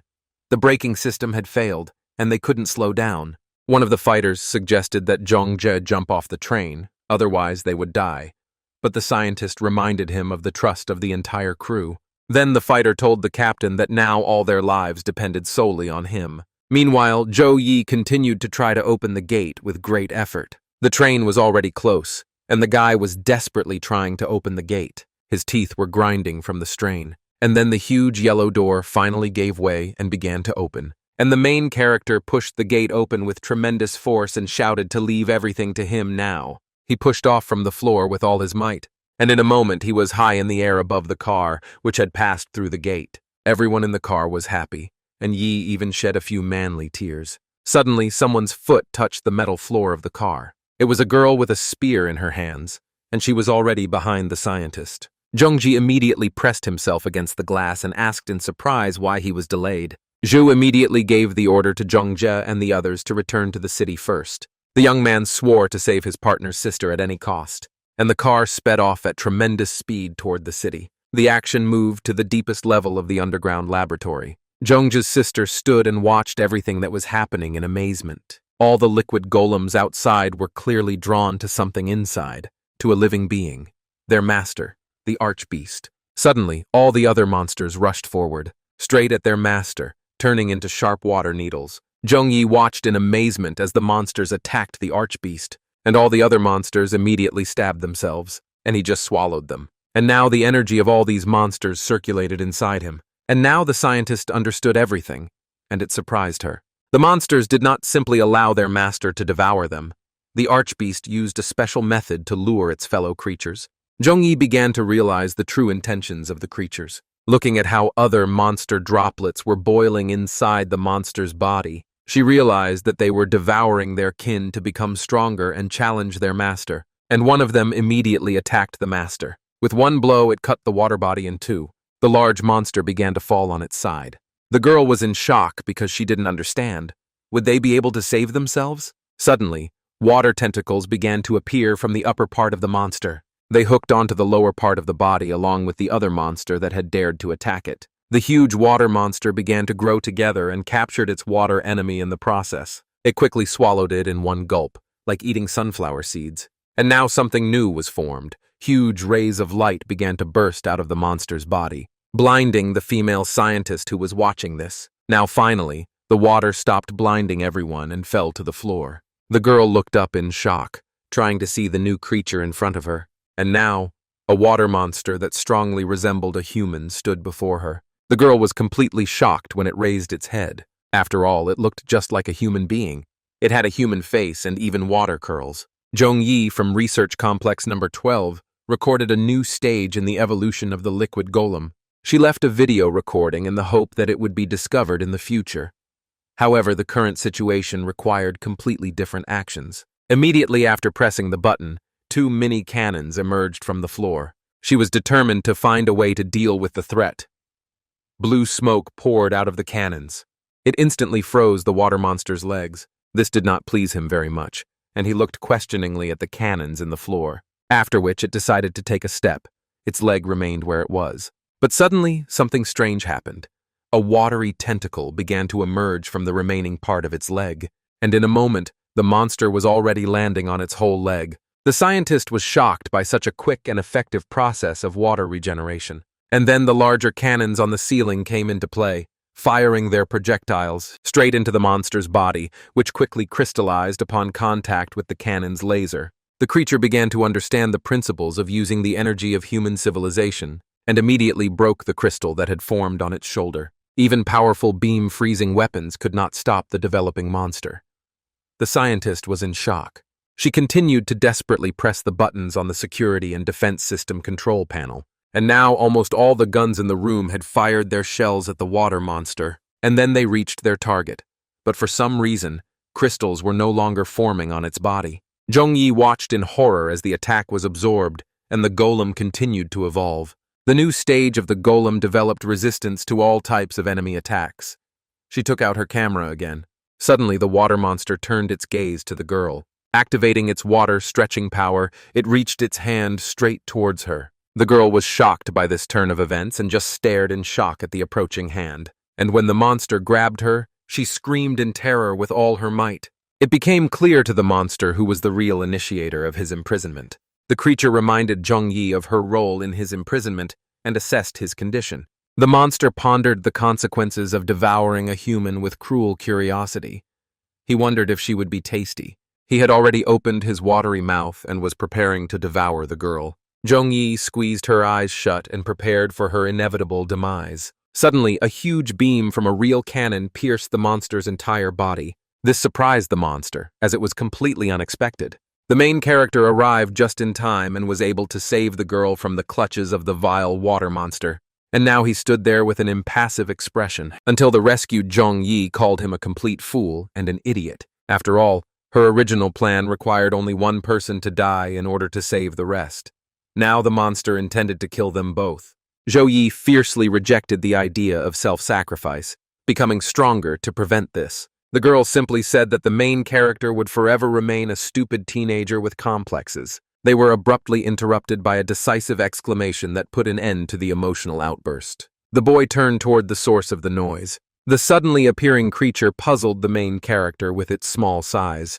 It turned out that this monster had devoured everyone else, explaining their disappearance. The monster finally recognized the scholarly girl as the main and only person responsible for his situation in life. The creature hatefully reminded Zhongyi of his imprisonment in the dungeon. The endless torture continued day after day until it was interrupted by a new signal. Even the creature's most desperate pleas were met with nothing but ridicule.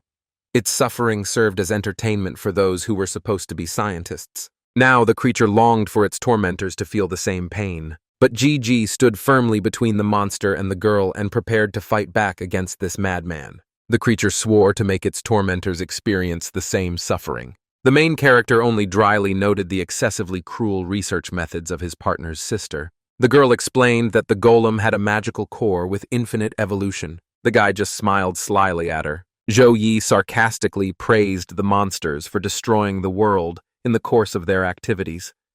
The girl justified her experiments as a contribution to science, and the monster attacked, blaming all of humanity for its suffering, and rushed at the main character with his fist at breakneck speed, pushing him with frenzied force against the wall, imprinting him so hard that the stone walls cracked, and then squeezing him with all his might. The water monster was very angry. And then he threw the main character up with force. The protagonist was quite badly injured, and blood was coming out of his mouth. But what he saw in front of him then shocked him. The water monster was already at his height and was preparing to kick him with tremendous force. And he succeeded, kicking him hard in the body, so that Zhou Yi was once again slammed into the floor. A huge cloud of dust rose. Zhong Yi only managed to say Zhou Yi's name, distracting him from the tense confrontation. The water monster stood in front of the dust cloud, and when he saw the cloud disperse, his face clearly did not reflect happiness. Zhongzhou was breathing heavily, trying to catch his breath after his opponent's powerful attack. The incredible destructive power of such a small creature was astonishing. The golem gains the full power of any creature it manages to absorb, but Gigi activated his cockroach vision. Identifying the enemy's weak spot became the key moment in this battle. Realizing the monster's vulnerability instantly restored the young man's confidence. The water monster reactivated its enormous long arms. It grabbed the main character by the arms, preparing to tear him apart like a cockroach. Goliath appeared and said that the golem's ability to constantly evolve made it virtually invulnerable. Zhongji expressed irritation at receiving such important information so late.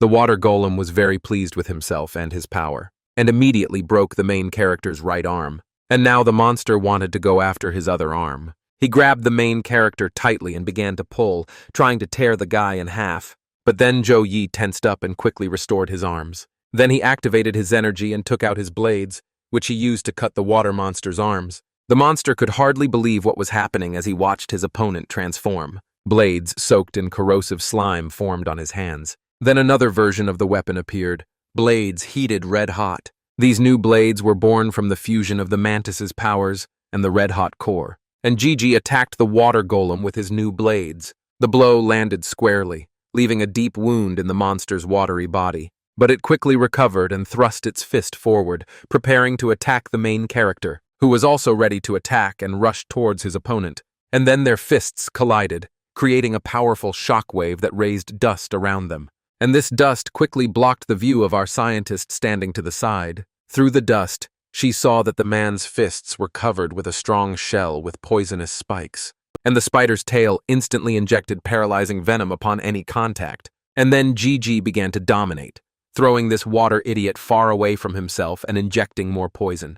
Zhong Yi watched in amazement at the monstrous form of the rare shapeshifter. His current appearance was more like a monster than a human, and now he was preparing to deliver the final blow with his spear.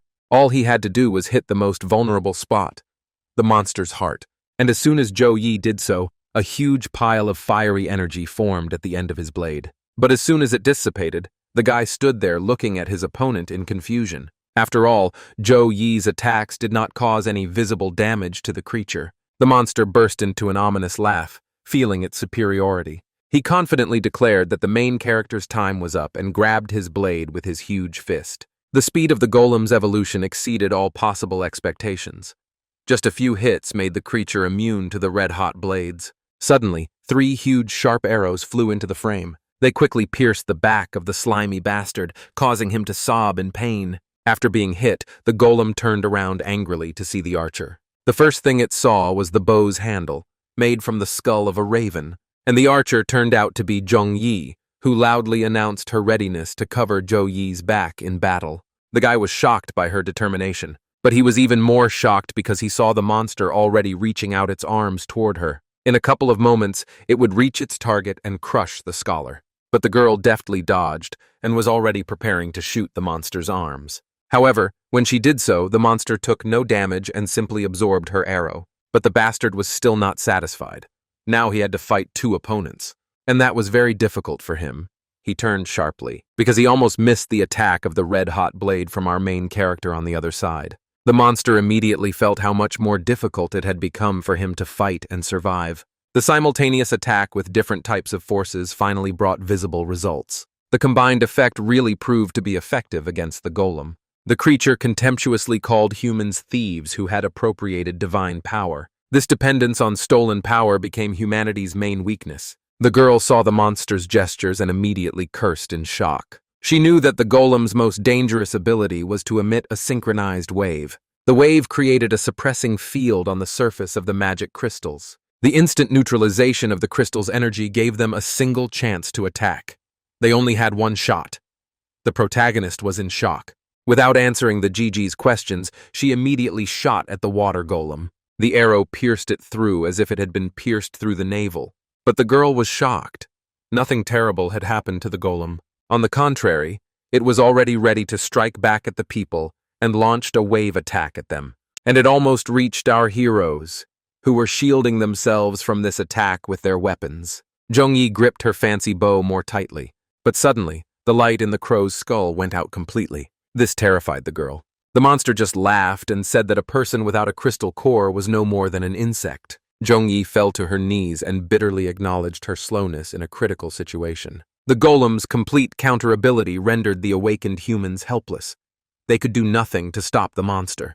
The creature watched with pleasure as despair spread across the faces of its opponents. The monster sat down next to her and promised to slowly melt them and devour them in the process of torture. It demanded loud screams from its victims for greater pleasure. Suddenly, a powerful blow from a cockroach's fist flew into his face. It simply flattened the bastard's watery face. It was quite painful, and the watery-faced jerk even flew back. He fell painfully to the floor after flying several meters. The monster, in shock, raised his head and looked ahead at the main character. He stood motionless, preparing to deliver a couple more deadly blows to the water golem.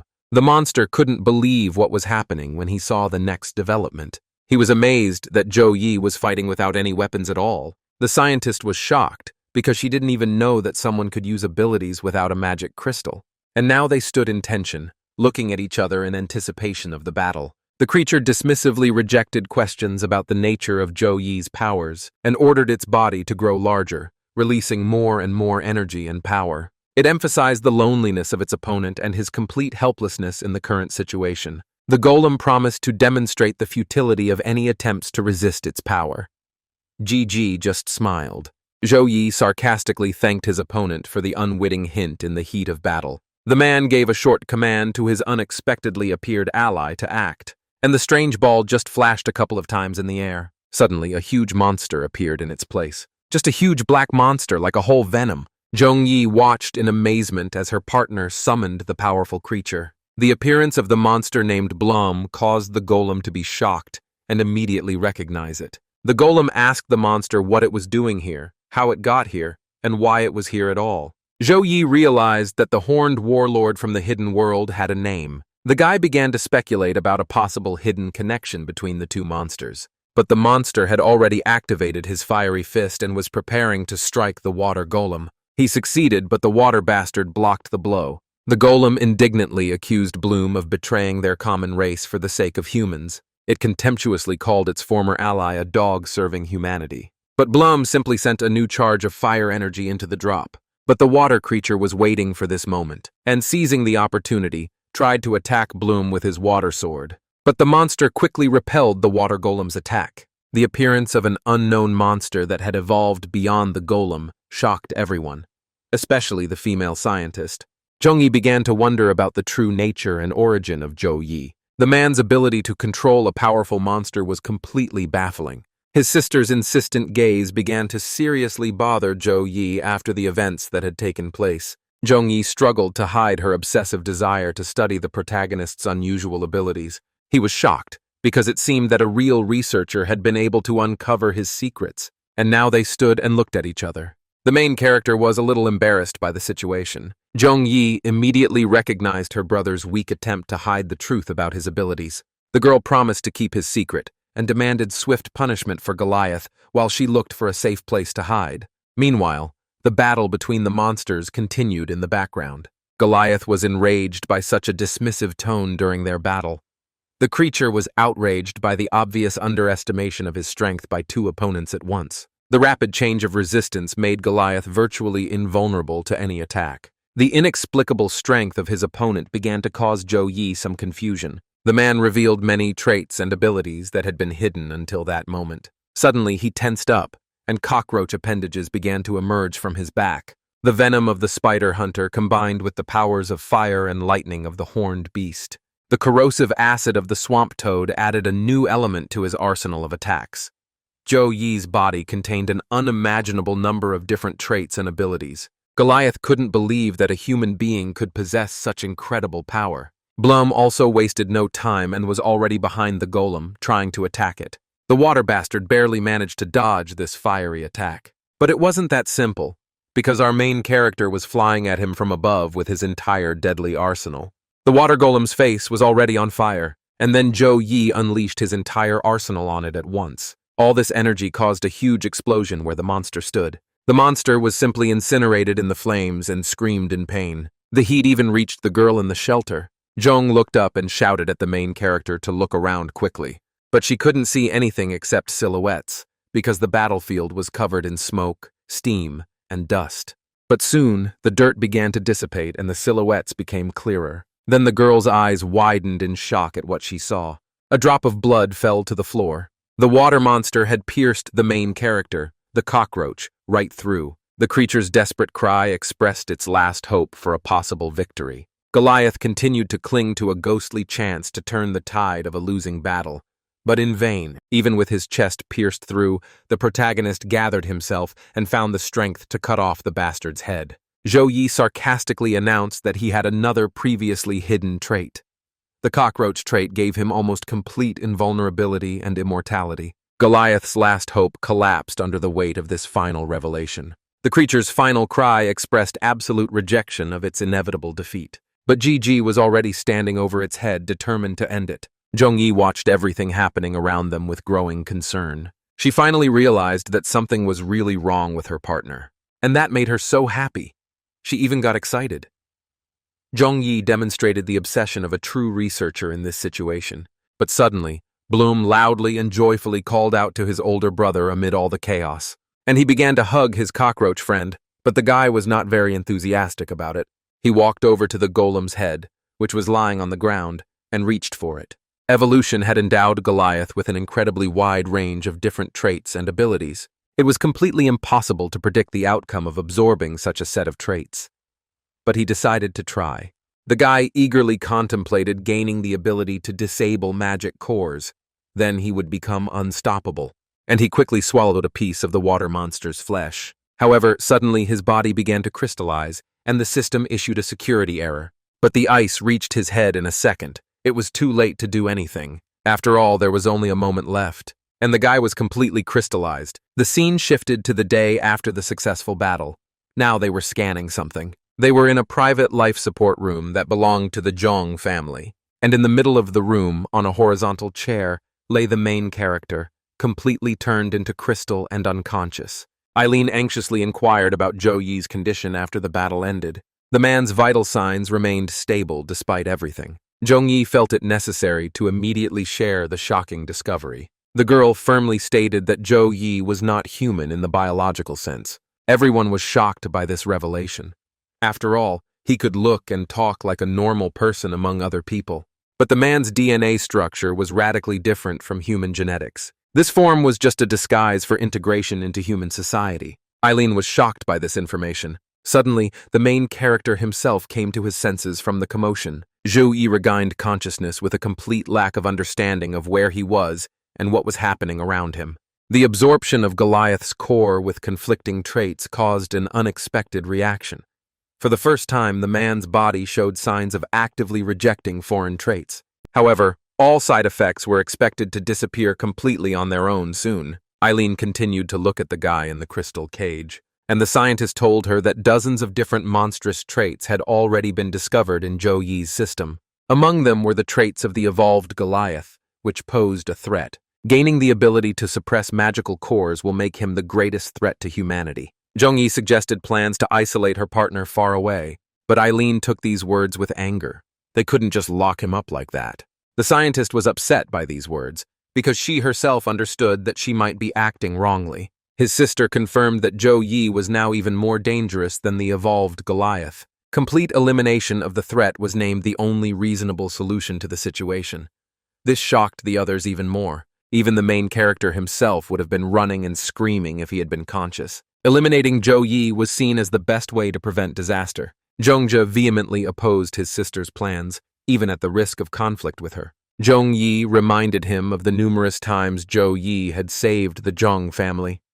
Revealing the secret would inevitably lead to a manhunt and his death. Eileen continued to insist that Zhou Yi had always fought on their side. Ji suggested considering Zhou Yi a good monster, despite his nature. A sharp order was given to stop these naive and dangerous discussions. Zhou Yi began to realize that a dispute was going on around him about his future fate. Zhong Yi expressed reasonable doubts about the sincerity of the man's help. She cited the story of the liquid Goliath, who also seemed harmless, but the creature grew up and called on its kin to attack the human base.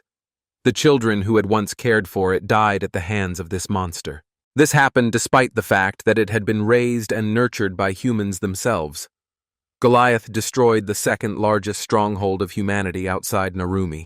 The slightest delay could have led to the loss of tens of thousands of lives in the city. Zhong Yi told Eileen directly that Zhou Yi was a monster who deserved neither trust nor mercy, and that made her think. She recalled their adventures together in the bunker, how he urgently demanded that a turret be prepared to eliminate the potential threat, how the guy had stated that the others had refused to try to save lives and decided to act on his own. She decided to act on her own to help the man alone. The girl continued to believe that Zhou Yi would never betray his allies. Eileen demanded immediate action without any further excuses. The scientist accepted her command and pressed a special button on the remote control. A strange device resembling a needle began to move over the main character's body. Spinning, it gathered energy to destroy the main character. Now Zhong Yi was not feeling well. She remembered the moment when opening the gate would lead to the inevitable death of the person who did it. Then the main character volunteered to carry out this deadly task. His decision was final and not subject to further discussion. Zhong Yi remembered that the guy had saved her life, and she remembered her friend Kaplu, who had been a normal child when they were growing up, and that made her angry. After all, she remembered what this ordinary child had become and what misfortunes he had caused. But even she could not deny that he was fundamentally different from ordinary people. A painful internal conflict about trusting the man continued in Zhong Yi's mind. But the gun was already loaded, and the scientist decided not to torment herself with thoughts and to quickly press the button and solve the problem. Suddenly, Eileen reminded her of Zhou Yi's help in defeating Tony Olaf in the tournament. The man had defended the wall from monsters and saved Zhong Yi in the research laboratory. Without his help, she would not have survived to voice her doubts aloud now. But Zhong Yi never consults with others after making a final decision. She was asked about the real reasons for the meeting if she really wanted him dead. There was a direct demand to back down because she did not want to kill Zhou Yi. Zhongzhe demanded that his sister immediately admit her true intentions. He begged her not to harm Zhou Yi, calling her sister in an emotional outburst. The girl was very saddened by this dilemma. Then the remote control for killing the main character fell to the floor. Seeing that the gun had stopped preparing and gathering energy, Zhongzhe exclaimed with joy. Eileen also breathed a sigh of relief. Suddenly, they were all surprised because a fourth person in the room thanked them all. It was the main character, Zhou Yi, who thanked them all for making the right choice in the end. Eileen asked Zhou Yi in amazement how long he had been conscious. The man explained that he had woken up at the beginning of their serious conversation. Then he fell silent and stared intently at them. Zhong Yi was very ashamed of all these conversations and the ideas she had proposed at the beginning. Zhou Yi acknowledged that it was impossible to fully explain everything that was happening right now, but assured his allies of his loyalty and lack of intent to betray them. It became clear that the secret of Zhou Yi's body must remain strictly confidential. Then Zhong Yi declared all 4 participants in the conversation to be accomplices in a shared secret. Suddenly, Eileen's phone rang in her pocket. She received an urgent message requiring Vice Captain Eileen's immediate presence at the hospital. A moment later, the scene shifted to the Narumi City Hospital building. The events continued in the main lobby of the medical facility. Running inside, the guy was in shock. Hearing the screams, wounded soldiers from Rezin's unit sat on the hospital floor in agony, demanding stronger painkillers. One soldier promised another to find someone to bandage them, acknowledging the catastrophic shortage of staff. Eileen watched in amazement as all the wounded soldiers gathered in the main lobby. And what infuriated her even more was, where were all the medics? Suddenly, she saw one of the elite unit soldiers call for a medic. One of the victims complained of unbearable pain from a facial wound. Although it was just a scratch, the medic rushed to provide immediate assistance to the newly arrived wounded soldier. Her warning about the need to remain still was rudely ignored by the patient. Mr. Cockroach was standing in the doorway behind them.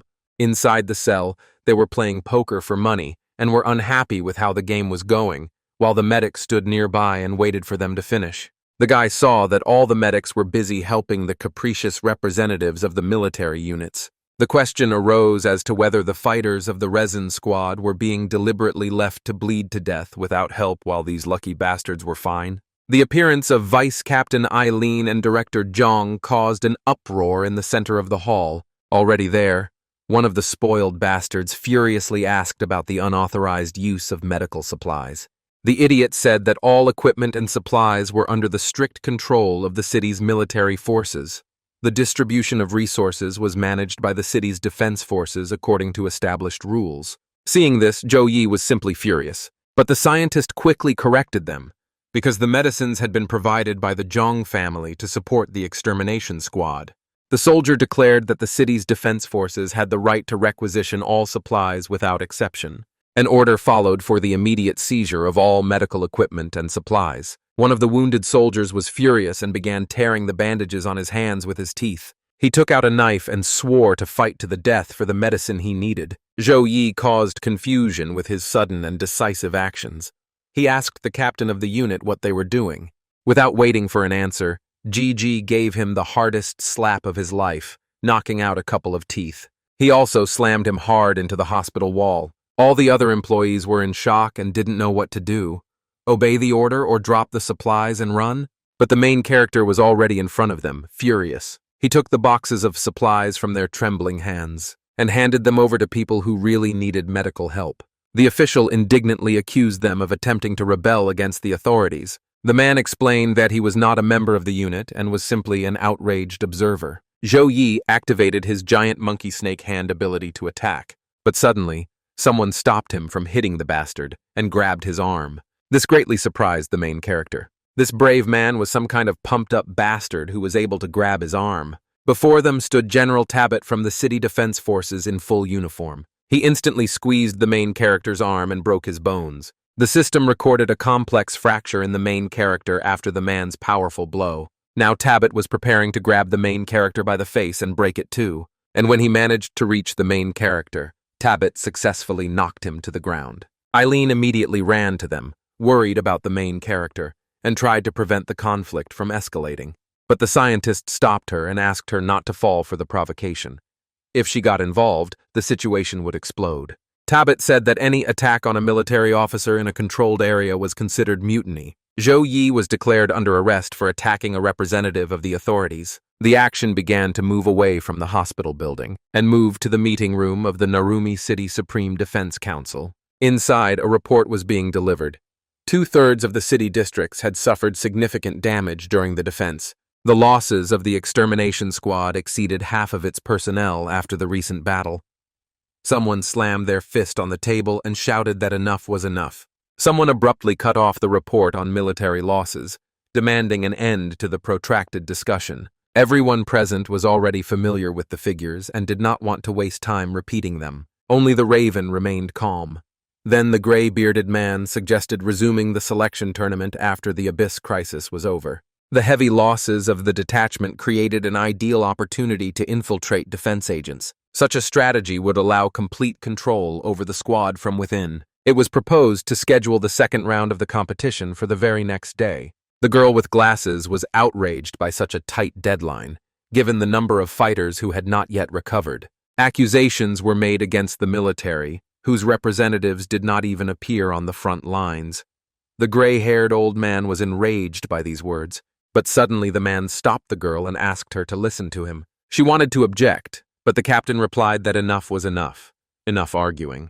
And since there were no objections, the old man said that the decision to hold the second round under the control of the city's defense forces had been made. Major General Tabit became the examiner for the second round as a representative of the military. At that moment, they were in a cell, and the man reminded Zhou Yi of the humiliation of his student Tony Olaf in front of the whole city. The interrogation took place in a special room in the military prison of Narumi City. The main character was hung upside down on the wall. The general gave the order to prevent certain individuals from participating in further competitions. The subordinate confirmed the order and reported the arrest of participants who were not from the four families. Immediately, a guy with a spiked baton appeared in front of the prisoners. One of the guards laughed defiantly in the faces of his prisoners. The main character immediately called out to them. Then the executioner turned to him and asked what he wanted.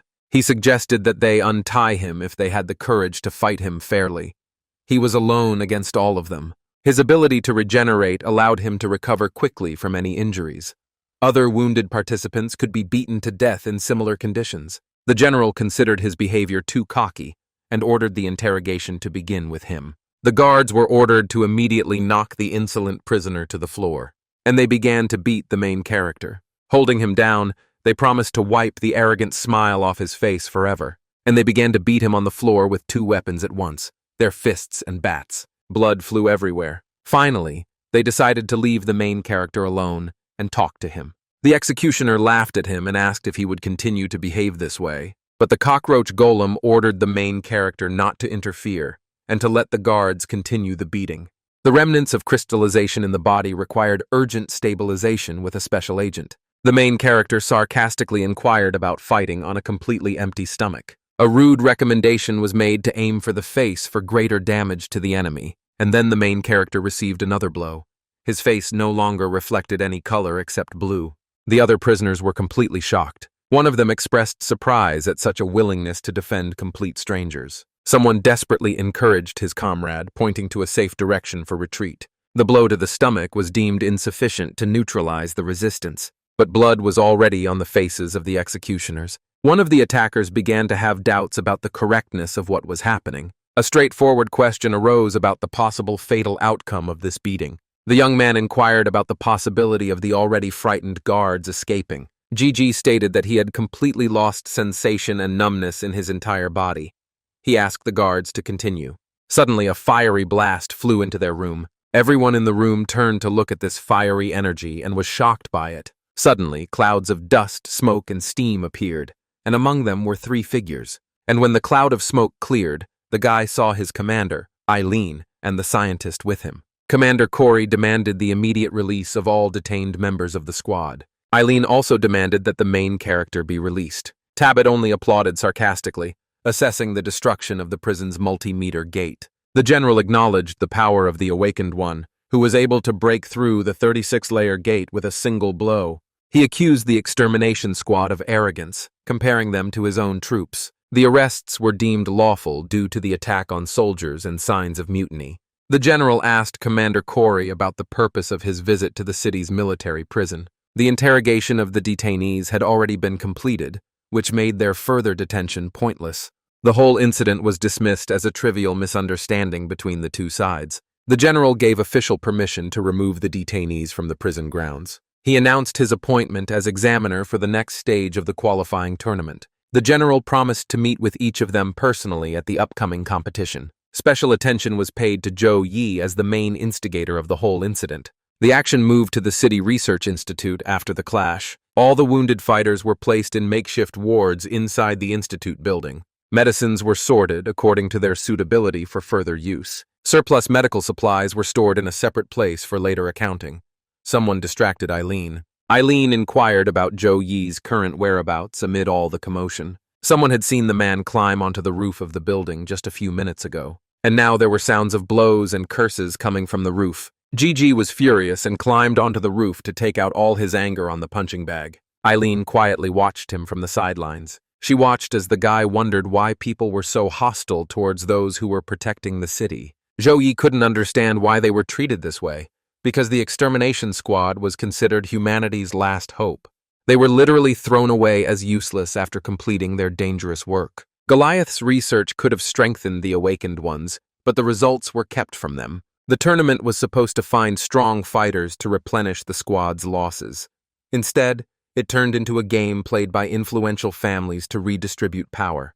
He was finally driven mad by all the injustice and cynicism of what was happening. Suddenly, the girl grabbed his hand. The hero looked at the confident girl silently and in surprise. Eileen's aura made him break out in a cold sweat.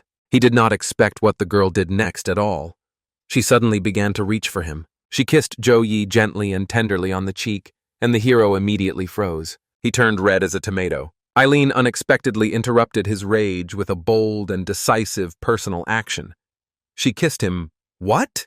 The girl asked about his condition after such a radical method of calming him down. Her actions completely stunned the young man and made him forget his anger. She suggested sharing a drink with her to continue the conversation. The guy shyly agreed to this suggestion, and he quickly began to get dressed on the go so as not to fall behind the girl.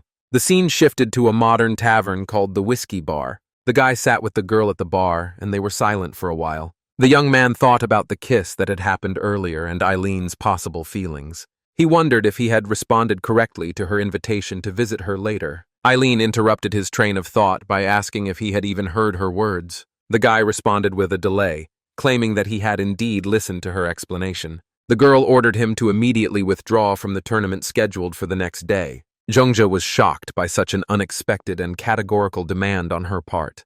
Eileen expressed doubt that he had really listened carefully to her arguments. She explained that the military intended to eliminate all potential candidates for the squad. Their ultimate goal was the complete absorption of the extermination squad by the city guard, but the guy said that this was precisely why he had no right to just stand aside. Eileen noted with irritation his lack of understanding of the seriousness of the situation. The extermination squad had no chance against such a powerful force. Any resistance would be immediately declared a rebellion and brutally suppressed. The military would completely destroy the squad at the slightest attempt at open confrontation. The guy silently accepted all these thoughts, not taking his eyes off the girl. Some more time passed, and dawn was almost breaking. Eileen, who was extremely drunk, urged him to listen carefully to her next words. She reminded him that he had enough strength to start a new life somewhere else. The girl suggested that he leave the city of Narumi for his own safety. Zhou watched as the girl fell asleep in front of him, drunk. Then he decided to continue drinking, thinking about a possible future outside this complicated city. He took a sip of alcohol and grimaced at the unexpectedly bitter taste of the drink. Someone nearby asked him if he had no experience drinking such beverages. Turning around, the guy saw the commander standing in front of him. The girl next to him immediately remembered that at the outpost, this drink was only available to the high command. Commander Corey placed his usual order with the bartender, a bottle of whiskey. Zhou Yi asked the commander if there was any hope for their unit. Commander Corey responded with a counter-question, asking Zhou Yi about his personal impressions of life in Narumi City. The man described the city as nostalgic, reminiscent of the world before the disaster. The commander then explained that the extermination squad was fighting to restore that kind of life for all people. This idea would live on as long as there were those willing to support it. Corey asked Zhou Yi directly if he agreed with this fundamental idea. The man confirmed his full support for the commander's idea without hesitation, and the commander was completely satisfied with the main character's answer. The bartender handed Corey his standard order of a full bottle of quality whiskey. The commander asked to add the cost of this bottle to the total bill of his companions. Zhou Yi ironically accused the commander of begging for alcohol from them. Corey laughed and expressed his anticipation for their performance in the next stage of the tournament. The action moved to the next day inside the main stadium of the city of Narumi. The announcer declared victory over the monsters led by speaker Rosa Olof. He proclaimed the start of the long-awaited qualifying tournament at that moment of triumph. The people in the stands were thrilled with the show. It was promised that an examiner for the second round of the competition would be introduced. The examiner for the next stage of the tournament to select new participants was announced. It was Tabit.